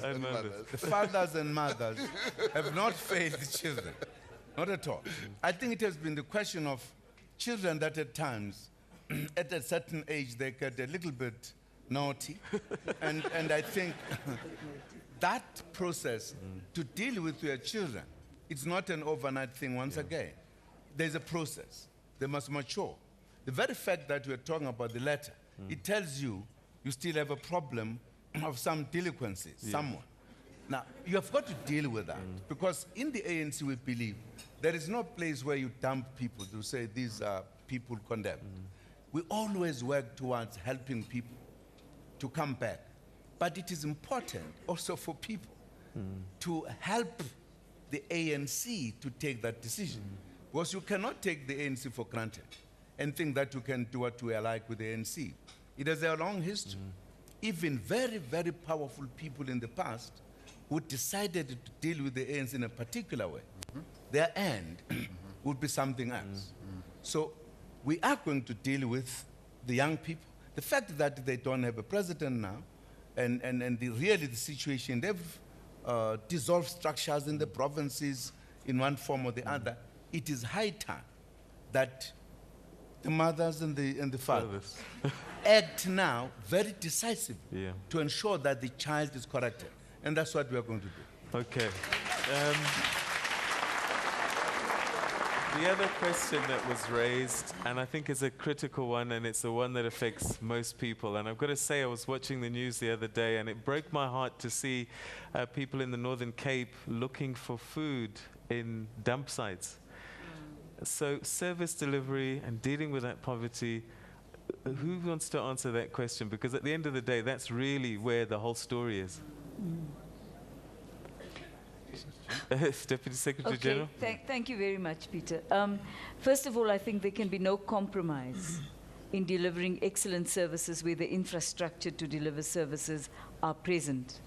Where there is no infrastructure, certainly there is a commitment to get that going. But at the same time, the ANC's decision to prioritize rural development will make an important difference to the lives of people. We have made interventions such as social grants to assist to elevate poverty, but it's not about elevating people out of poverty. It's about completely eradicating poverty. So the key question is jobs, jobs, and more jobs. And for that reason, we do need to have a very secure and mature partnership with the private sector to discuss this element of how it cannot only be the state that provides jobs. And at the moment, we're moving in that direction and that's a serious matter. So there has to be this debate with the private sector about creating more jobs in South Africa, recapitalizing business if possible, or expanding. Also, some of the other policy initiatives are based on the fact that if we expand the entry of more people into the economic sector, they will create jobs. So that's another element. But I'd like to emphasize that the ANC is very clear about service delivery. We're saying that we can't have a situation where infrastructure exists, service delivery is not maximized. There are 500,000 people every year who move into Johannesburg area and the Cape Town CBD, which makes it very difficult to keep up with the inflow of inward migration. Those are complex questions that also have to be addressed going forward. But I think the bottom line is where it must be done. Everybody who's responsible for doing the job must do the job. Let me ask you this, and you can comment. 18 years down the line, some people are saying you're too slow, you're not getting the job done. And we know the money is there because a lot of departments are underspending. So where is the disconnect? And do we have the leadership and the skills actually to get the job done? Because I think the ideas are there, the policies are there, as Deputy President was saying. But there seems to be a disconnect between what we want to do and actually getting it done. I think the memory of South Africans are often very short. And the memory of the media, if I might say. Oh, by the way, the Independent Online has on my biography, I'm the nemesis of the media. I don't think so. I think I like to be the one who says it like it, tell the media, say it like it is, I don't mind. The question is, Peter, if you look 18 years down the line, is it correct that we haven't delivered? I think it is incorrect. Not when you have 93% of South Africans with electricity, 84% of our people have water and sanitation. They only had 32 or 45% in 1990. It's a huge leap forward. The real crisis area for the 5.6% of our country that doesn't have services is in rural areas. And I think we must debate that. We must talk about whether in Sandton people don't have sanitation, water, and electricity. Can we have that discussion? But it is people who have services who are reflecting on the fact that others don't have. We've had many protests in the country in this half of the year, more than we've had in our entire 18 years. And the reason for that is that people move towards areas where there is service delivery in the expectation that they would get a house in that area, get water, get electricity, and so on. So I think we need to be a little bit more reflective about what is being delivered. And I think we've done very well in this country. And the UNDP has said so. In health services, we've been praised for our advances in healthcare. So I don't know. Let me stop there and say no more. No, let me come in also, Peter, here. Because you see, at times when we look at these things, we just look at them as they appear. We don't look at what has caused this. Why do we have this kind of a situation? People forget that before 1994, South Africa was defined differently. People in certain areas were not allowed to come to the cities. Nobody knew about what was happening in the backyard of South Africa because of apartheid. Even the census about what type of population we had was distorted. And some people were actually categorized as not South Africans, as belonging to some funny republics in the country, so-called independent homelands of XYZ. And once we said 1994 is democracy, equal rights, everybody has a right, for the first time, a very huge part of the South African population found the first time an opportunity to come to the cities. And in the cities, the infrastructure was not ready to accommodate these numbers because it was not meant for them. And that's why you see the mushrooming of informal settlements, and which people at times blame the government that the government is failing. They're failing to appreciate that, in fact, these are the people who were locked out of what was happening in South Africa in terms of the economy. And therefore, the rural areas were a forgotten thing. Nobody paid attention to. That's precisely the reason why we have established a department for rural development very specifically, because it is a response to that bad apartheid legacy. And that's why you'll find those kind of people. I have moved into different areas to see how people live, and I've been shocked to find the squatters and people who are sitting in a place they call it a home when it is not. Why? Because they are trying to come to where they could find jobs, etc. It's a challenge. That's why when we talk about triple challenge that face South Africa today, it's not just a slogan, it's a reality. I think the pictures that were shown help South Africa to shock them, to realize when we talk about the starving people, the poverty, it's not just a slogan. And therefore that must help when we say we must, in a sense, divert the resources to address that. Well, that's a real challenge we're faced with. We also have municipalities that don't have revenue. And you might find that those people live in those kind of municipalities. An issue that we need to look at, where the demarcations done with that in mind to deal with the population in that kind of way. So these are the challenges that government has to deal with. I don't think we could run away from the reality, but the reality has been there. What we are doing today is to discover that reality. And what becomes important, in our good policies, what do we do to address those kind of problems? And this is what this leadership has to say to its government: deal with this, because we cannot sit with what you saw there. People really scavenging. And you think we are not in South Africa. If you come from Sandton, or you come from Rondebosch, no? Sure. Okay. You know? Education. I just thought I should make the point because it should be understood from that context. Okay. There's a huge, huge backlog that we've got to deal with as government. Okay. And therefore the delivery has to be, in a sense, tilted towards the poorest of the poor. It's actually not a slogan, it's a reality. Okay. And then the other big question is education.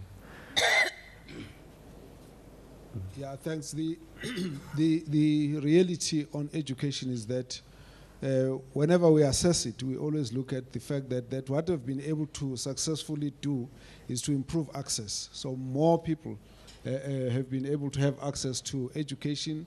Numbers of children who are enrolling in grade R has increased, and the numbers of children who are of school-going age that are at school is quite high. It's almost universal at that level. But what has really been the weakest point is the quality. We've seen the release of the ANA results, and here again it has shown a little bit of improvement at the lower grades, but on the others we have seen not so good, especially maths and science. And we've also seen this very disastrous kind of situation where books were not delivered and so on.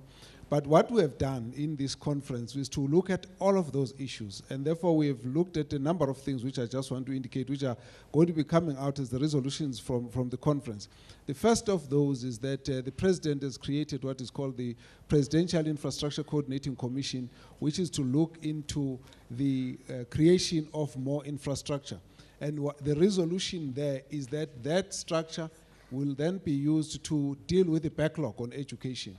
And a particular special strategic intervention program that deals with education, basically upgrading all the facilities. There are certain time frames that have to be looked at, and so that's all in the resolution.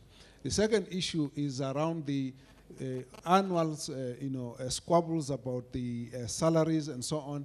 And again, a recommendation, a resolution is about getting a commission to investigate the whole salary structure, the working conditions and everything around the teachers in order to protect education and health. By the way, it's those two together. To protect them from annual bargaining and the disruptive industrial action. So that, again, the President will be able to actually act on those issues because it will probably be falling onto government. The other issue that has been brought up is the question of, President spoke about teachers being on time, on task, and then of course the text. There's very detailed resolutions to ensure that those areas of delivery of books, the teachers on time, are monitored very strictly. And that's really where the weakness has been. So I believe that the conference would have taken resolutions that will enable a lot more closer monitoring. And fortunately, the President already in the government had put up what is called the Monitoring and Evaluation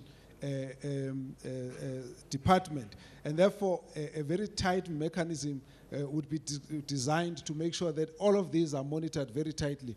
In the issues of delivery of stationery and books, it needs a lot of planning. For example, if you have to do delivery in January 2013, you must have started your preparations in 2011 November.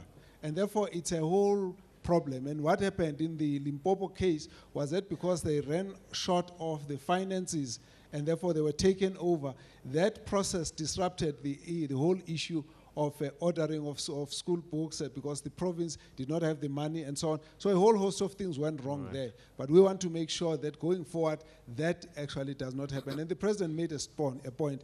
It cannot be allowed ever again. And therefore, a very strong message has gone there. And we must say that from where I stand, I think that this conference has made it more possible to act on all of those issues. Unfortunately, we're going to have to stop it there. We're going to take a quick break, and then when we come back, we'll go back to our tables and get questions from our delegates. Stay with us for this very special discussion that's happening here.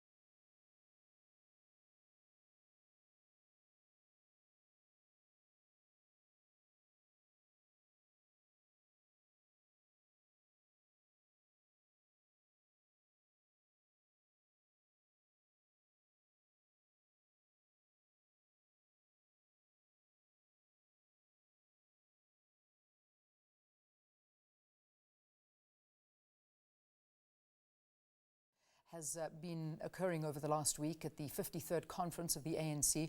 Well, it wrapped up yesterday and this morning. We've had the top 6 from the ANC as our guests here on Morning Live, and they've been answering your questions. They've been basically talking what is on their mind, what they foresee as the future of South Africa, and their role is in that future that they have in their head. Also, a lot of people in the audience asking questions, whether they are business leaders or from any other part of South Africa, trying to find out what holds in store for them. I know one question was, will there be a Minister of Business, perhaps? Can that not be something on the portfolio? The President very quick to scrap that one. He just says no, that every minister is in business already, so that is something that they focus on. So anyway, keep sending us your questions. There is still time, and we've got lots coming in.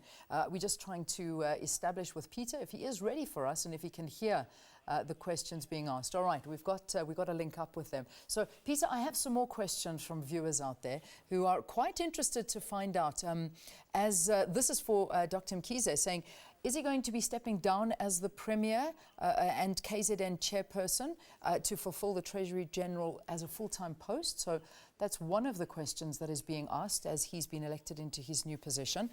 Peter, I hope you have that one. Another question is, what's going to happen to the other members that we have now seen not making it into the NEC, and what does their political future hold for them? I think we're referring here to Tokie Sehwala, we're talking about Paul Mashatile and also Kgalema Motlanthe. These are just some of them. Is it game over, or is their future still bright in the party? And also another question about the ANC being taken to court by the Northwest and the Free State. What is going to happen there? Is this something that has been discussed as well? All right, Peter, I go back to you to continue with some answers to these questions. All right, Leanne, thank you very much indeed. As you can see, we've got quite a number of questions that we're going to try and get through, certainly in the last half an hour. So thank you to our viewers who've posed those questions. Let's start with you, Dr. Mkhize, and I'm going to ask my esteemed guests also to give quite quick responses, because we've got quite a number of questions that we want to get through. Do you have to give up your job as the Premier? Well, I hope once the NEC starts working, we'll be able to deal with all of those issues. So I don't think I want to get into that. The one thing I can indicate is that the Constitution is quite clear. Once you're elected at the NEC, you're going to have to step down on any lower post. So obviously, it was anticipated from the province that if any of us are elected into the NEC, then we'll make ourselves not available for the province. So the province will deal with that. All right. Mr. President, we've got a situation where some of your cabinet ministers have not made it on the NEC. What's going to happen to them? Deputy President, for example. Thank you, Peter. I know that there's a question we did not answer. I was just saying to the Deputy President earlier, who said, what's going to happen to him? Is he now going to be? We are running a democratic country, being a democratic organization. This process where we are coming from is a process of a national conference of the ANC dealing with members of the ANC. And one of the items is elections. And once you are elected, there are specific things, and one of them, the Treasurer General has just answered. What the ANC says if you were serving in a lower structure and were elected up there, particularly if it is the kind of a task that makes you to be full-time. What then happens? The National Conference is not a place, if you take decisions, is not a place to determine how government must run. It's not a reshuffling kind of conference. It doesn't. It takes decision about its cadres insofar as the leadership in the ANC. That's what happens. You don't then say, because those decisions have taken, then you must then say to people who are doing their job very well in government, you now have no job. Then that would be undermining the principles of democracy. Democracy works in the ANC. The president, in terms of what happens in government, that's a decision he takes independently, at his own time, given certain circumstances, that will determine whether those decisions should be taken. So those who are ministers, and are going to be ministers. if there's any decision, to not be influenced by the conference, to be being influenced by the circumstances in the workings of government.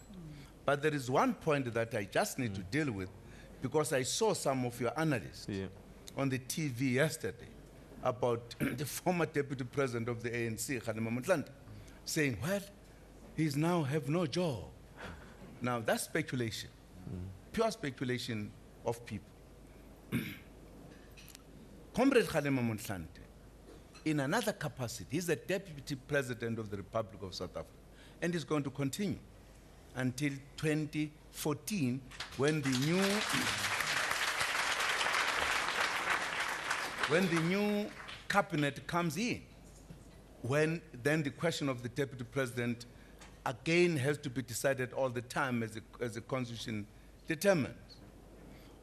What is going to happen, some people are asking, about the new deputy president of the ANC, Comrade Cyril Ramaphosa. He's going to come in as the deputy president of the ANC. And there is a lot on this plate that he's going to be doing, insofar as the ANC is concerned. He's going to be working very hard. We have already discussed the program with him. He's going to be everywhere in the country dealing with the problems and issues of the organization. He has the time to do so. So that speculation must come to an end. Is he going to be now a deputy president of the state? No. Kgalema is going to no longer be a deputy president of the state. He's going to be. He's going to continue. So the issues are clear. That speculation must end. Okay. So otherwise, if we did anything, we'll be doing something. Right. So as far as government is concerned, it's business as usual. Absolutely. The question of the court actions, I'm not sure who wants to answer that question. What's going to happen next? I don't know what is still outstanding about court actions. Yeah.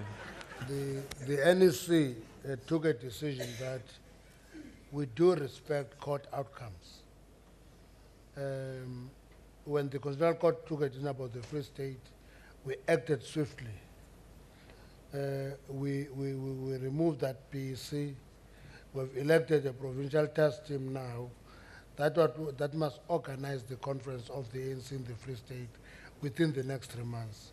I don't know what is still outstanding. There was speculation that the delegation from the Free State should not be part of the conference. The court spoke for itself on that regard.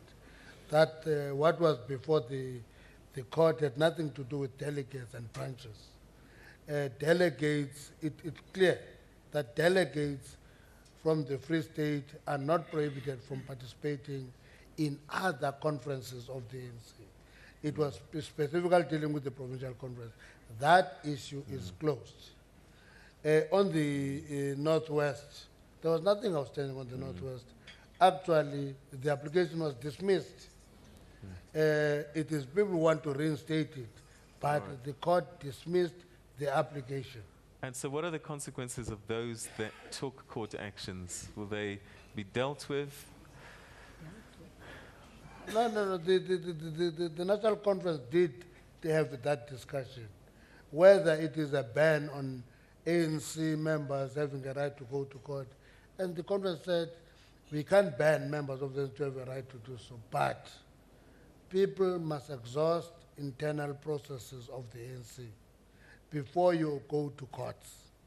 And that appeal will still go out there, that people must exhaust internal processes of the ANC. We're a very democratic organization. People are allowed to do as many things as possible in the ANC structures, and that is what we are encouraging. Then if you go to court, it should be absolutely the last resort, and that stands.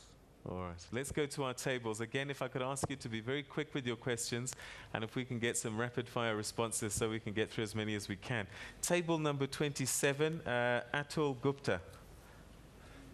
Table 27. Good morning. Hi, good morning.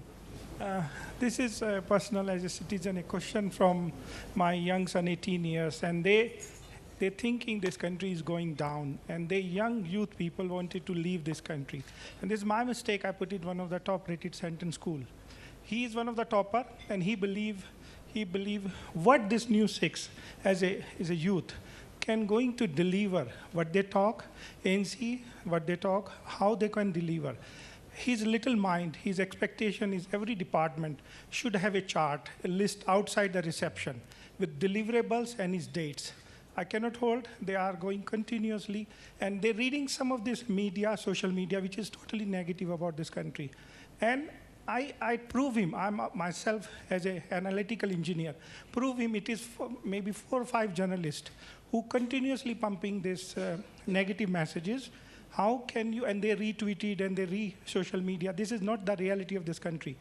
He cannot see Mangaung, he cannot see what unity in the ANC, he cannot see because very little mind. So what our new elected top 6 going to do with that kind of youth to retain in this country and stop brain drain? Thank you. Okay, how do we stop our youth from leaving the country? They may have lost hope because of the media or whatever reason. How do we stop them leaving? I think, our task as the ANC and the ANC government is to communicate very clearly to every South African that this country has a great, bright future. It is a country that has embraced the best policies, and the task we have is to implement those policies. Now, President Zuma's government is going to be getting on and continuing with the task of implementing those policies. And quite often, the media and a whole number of other entities do tend to focus on a few negative things. And everyone, including governments, do make mistakes. Sometimes they stall on progress of implementing things. And in the end, they often paint that in a way that is so bad and is so negative and make it appear like everything else is collapsing. And yet, when you look very closely at South Africa, we are making progress, and we have made progress. As the President said, this is a different country from what it was 18 years ago. And we want this country to be extremely different from what it is from today to 2030.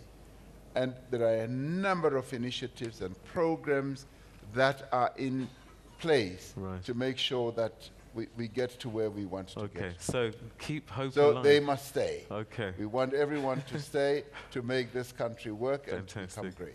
Okay, let's go to, I think it's Prime Minister, Mr. Tahane. Prime Minister, Your Excellency, I think you have a special message for us.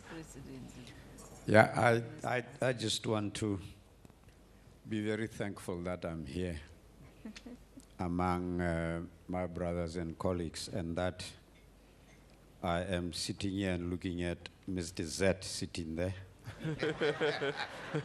and smiling away. And next to him is a man whom in Lesotho is called Ndate Sirele. They can't pronounce Cyril, it's too difficult. I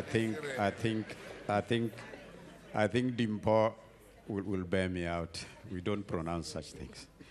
And then on the left here we have Ndate Kwete. It's another little problem that we have across the river here. However, it is really exciting that all of you are there, and it is also exciting to see that what has always been a slogan of yours, that the ANC lives, seems to be true. For us who are your neighbors, there was a lot of rumor about ANC going to pieces. Yes, it gone to pieces, and the pieces have very quickly united into one. That is better than if it hadn't gone to pieces before. You now have more reason to unite than you had before your conference, because you know exactly what could have gotten rid of your unity, and I'm sure you'll deal with that. We pray for you. I think that for us who sit here and come and look for work here, because people from smaller economies go to a big economy, people in South America go to the United States, in South America itself, they are now moving from the other Southern American countries and going to Brazil and so on. That's a natural movement. We are going to be sitting with you to arrange so that those of us who come here to come to work come here legally and stay here legally.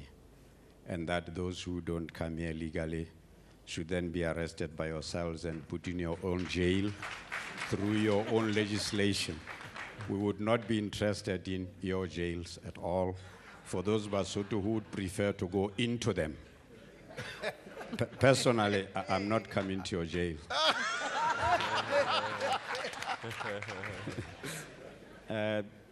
I kind of have a weakness for liking Dade Zuma because he caused us a lot of problems in the past. I always have had a joke with him about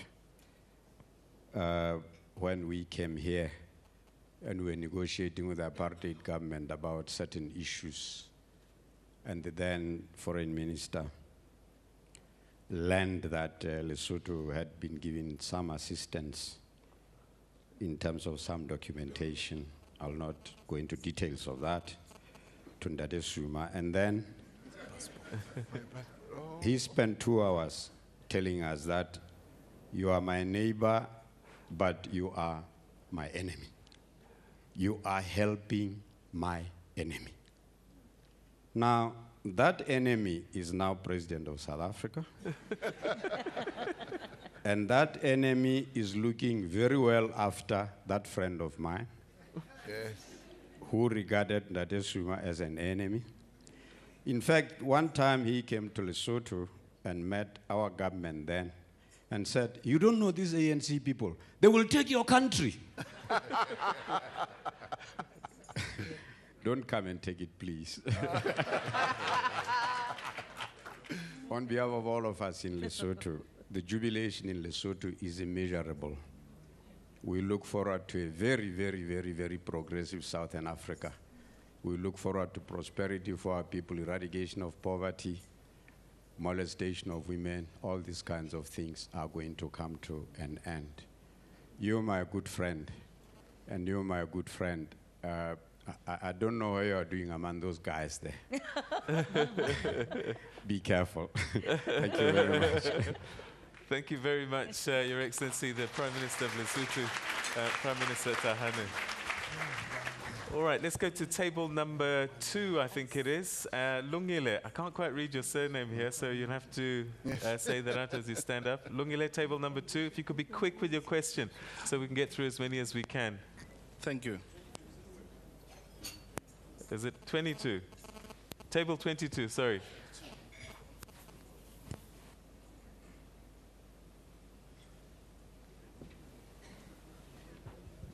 Thank you. Good morning to the leadership and the House at large. I just want to check with the leadership. Leading to the conference, there was a huge interest, both by nationals and internationals. What we are not getting is these kinds of debates by the ANC, not only to its members, but to the communities at large, that is non-members of the ANC. As a result, those who claim to be experts in the politics of the ANC always get it wrong. Are we going to see, going into the future, these kinds of debates coming through so that the void which is left by not communicating with the general South Africans does not lead to a situation where some of us who are outside of the ANC, fortunately I'm in the ANC, would have believed that yesterday was the end of the ANC as today was the end of the world. Thank you. Okay, can I actually pose that question to you, Deputy Secretary General, because Thokozile Xasa also asked the same question. She says, the media seems to be getting it wrong all the time. How are you going to keep the people informed so that we stay motivated and enthusiastic? And also, I mean, because I read a paper this week, it says, plans are afoot to topple Jacob Zuma at Mangaung. So if people reading these kinds of headlines, that's what they believe is happening. Perhaps you can address that question. Well, I think other members of the officials can do so too. But if you look at how people have communicated running up to Mangaung, you know, the ANC has its own communications network amongst itself. It's quite a dynamic network. It's not always evident to the media or broadly, but that network works extremely well. So we'll keep it intact.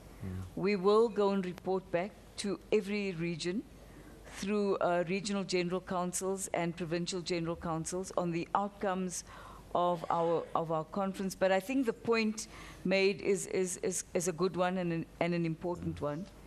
We would like to go beyond our own membership structures and also speak to the communities broadly. And for that reason, we'll do more efforts to have community-based meetings where our people at a local government level could also step out and tell people what had happened at conference. And of course, I think we will have NEC members who are, the SG might want to speak to that, who will be allocated to various provinces, and that would be their task, to reach out beyond the ANC membership and provide this kind of forum.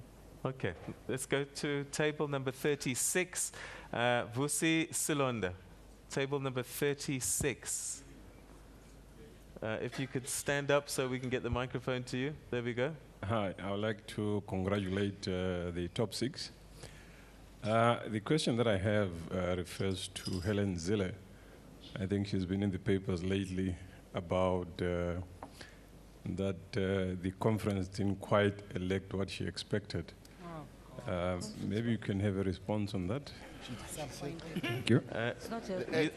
If I heard you properly, you said that Helen Zille says that the conference wasn't quite... The ANC conference didn't elect what the leadership that she expected. Oh, okay.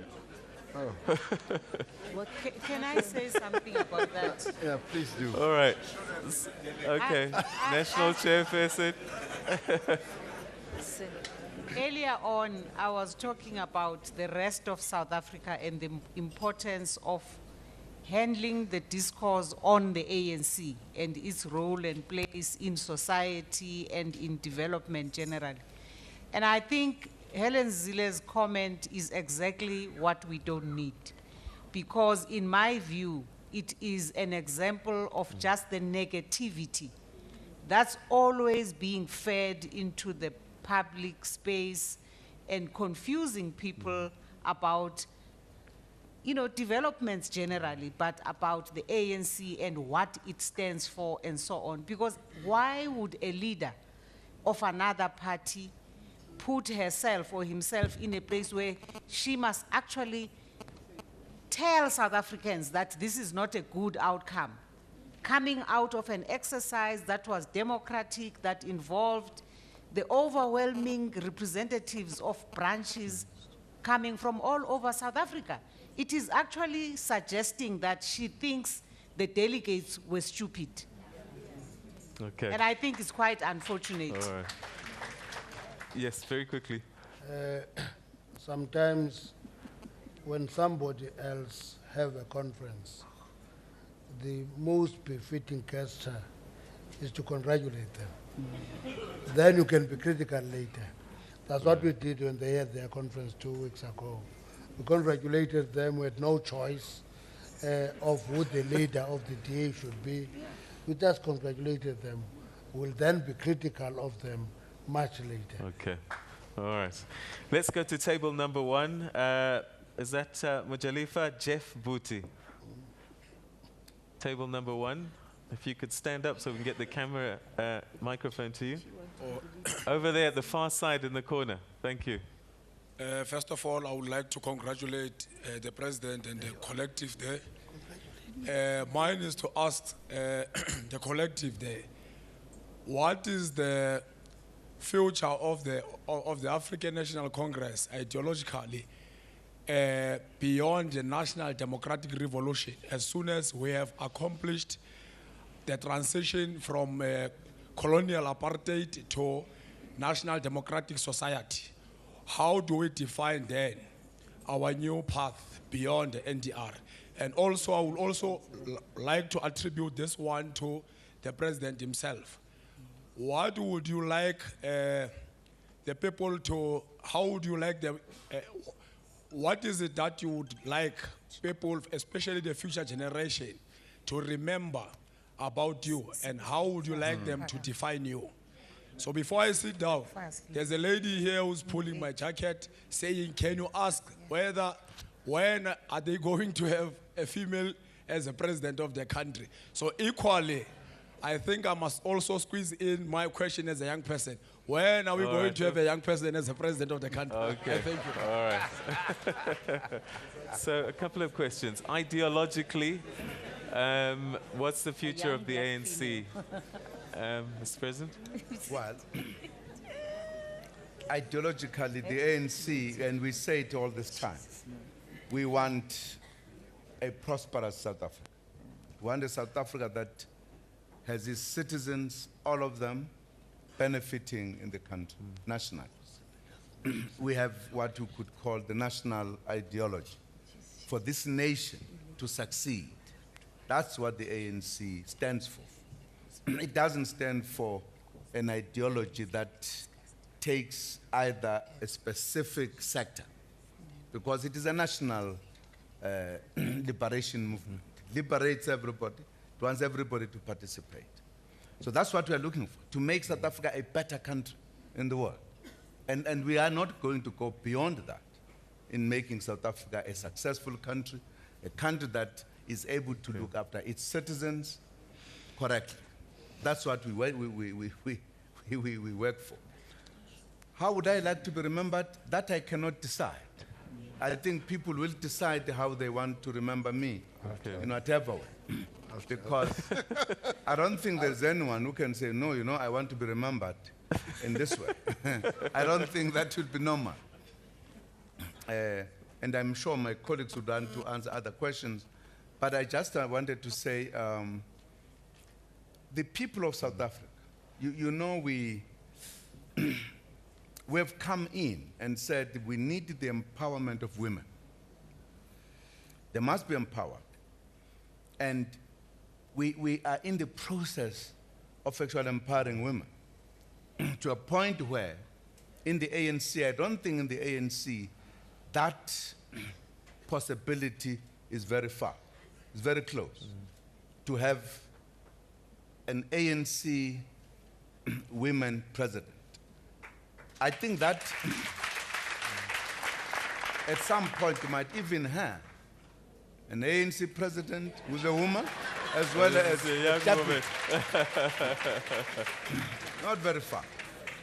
I don't think that is an issue. In the ANC, members of the ANC determine the leadership in terms of their merits, in terms of what they think they can do to help lead the ANC. It's not an issue insofar as the ANC is concerned. Even today you could have. There are qualified women who could become better president than we are. So it's not an issue insofar as we are concerned. We're running. Peter, the president led us in a song during the conference which said, this road that we've embarked on is long. The ANC was set up 101 years ago in January 2013. And the reason it was set up was to rid our country of racism, sexism, to install democracy, and to make South Africa a prosperous country. That embodies the National Democratic Revolution. When will that revolution be accomplished? I don't know. It's a long journey. We will rid this country of racism one day, but we have taken the journey, we've embarked on the journey, we're taking the steps to rid our country of all facets of racism and sexism. So to talk about when will we embark on the next step and so forth, it's a bit premature. We must get on with the job of implementing our objectives. All right, fantastic. We've probably got time for just one last question. If we can go to table 31, and it's Mr. Brian Molife of Transnet. If you could ask your question briefly, and then if I could ask the answerer to ask very briefly as well. Mr. President, the peace is a necessary condition for growth and prosperity. South Africa is involved in quite a number of peacekeeping missions. I don't know if you would like to comment about that, peacekeeping missions on the continent, especially in the light that there are young South African men and women who will be spending Christmas on deployment elsewhere on the continent, that the country reflects on that. And secondly, we are going to Davos early next year. I don't know what our message to Davos, especially in the light of the rating agencies, the rating actions by the agencies of putting us on a negative watch, is at the moment. Thank you. Mr. Molife, thank you very much indeed. Very rapid fire answers. First one, peace missions on the continent. President. Any takers, Mr. President? And if I can ask you to be quite quick. Yeah, well, as you know, we play a role in Africa as the government, as South Africa. We play a role in terms of bringing about peace, participating and ensuring that we bring about peace. We participate at all levels. As you know, even prominent South Africans like former President Mbeki is playing a very crucial role in Sudan to deal with a very complex situation. So we are part of that in terms of fighting for peace, as well as the maintenance of peace. And fortunately, Africa is very receptive to what South Africa is doing. With regard to the message to Davos, what happens, I think South Africa, we are very clear about our policies and what our economic policies are, what our programs insofar as ensuring that we take those policies forward. This is what we are going to be taking to Davos. We believe that we have a case to present in Davos that is going to indicate that South Africa is a place to invest in. That's what we are going to be saying to the investors. Okay. And indeed, we have everything clear. It's not like we are talking, not knowing what's happening. All we need is for them to come. The environment is here, and everything is absolutely wonderful. In fact, business people, government, other agencies, we have said this time around when you go to Davos, we must be speaking in one voice. Okay, and that's a great place, ladies and gentlemen, to leave this conversation.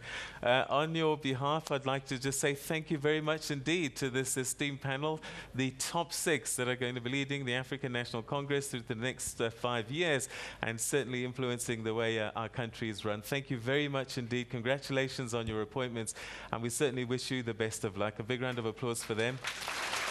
Thank you very much to everybody here. Thank you very much to everybody at home. And on behalf of Leanne, myself, and Vuyo, thank you so much for joining us on the program. But we've heard a reference made to the song that the President led us in song during the course of the week. And we're going to play out with that particular song right now. Have a great day, everybody. Have a great weekend.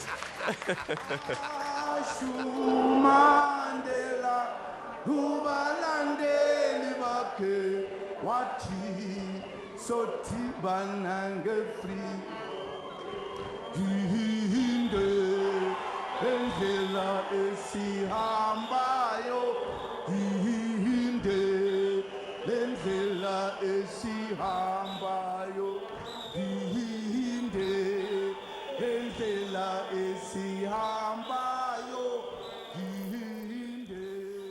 All right, well, from the Johannesburg studio, we also wish you a wonderful break and hope you enjoyed the broadcast. And as Peter said, this brings us to the end of today's broadcast. It also brings us to the end of Morning Live for the year 2012. We'll only be back on your screens on the 2nd of January 2013. God bless you. Look after yourselves, everybody. Have a much-deserved holiday, and we'll see you in the new year. Shup, shup. Take care. See you then. Bye-bye, everyone. Oh, Hinde.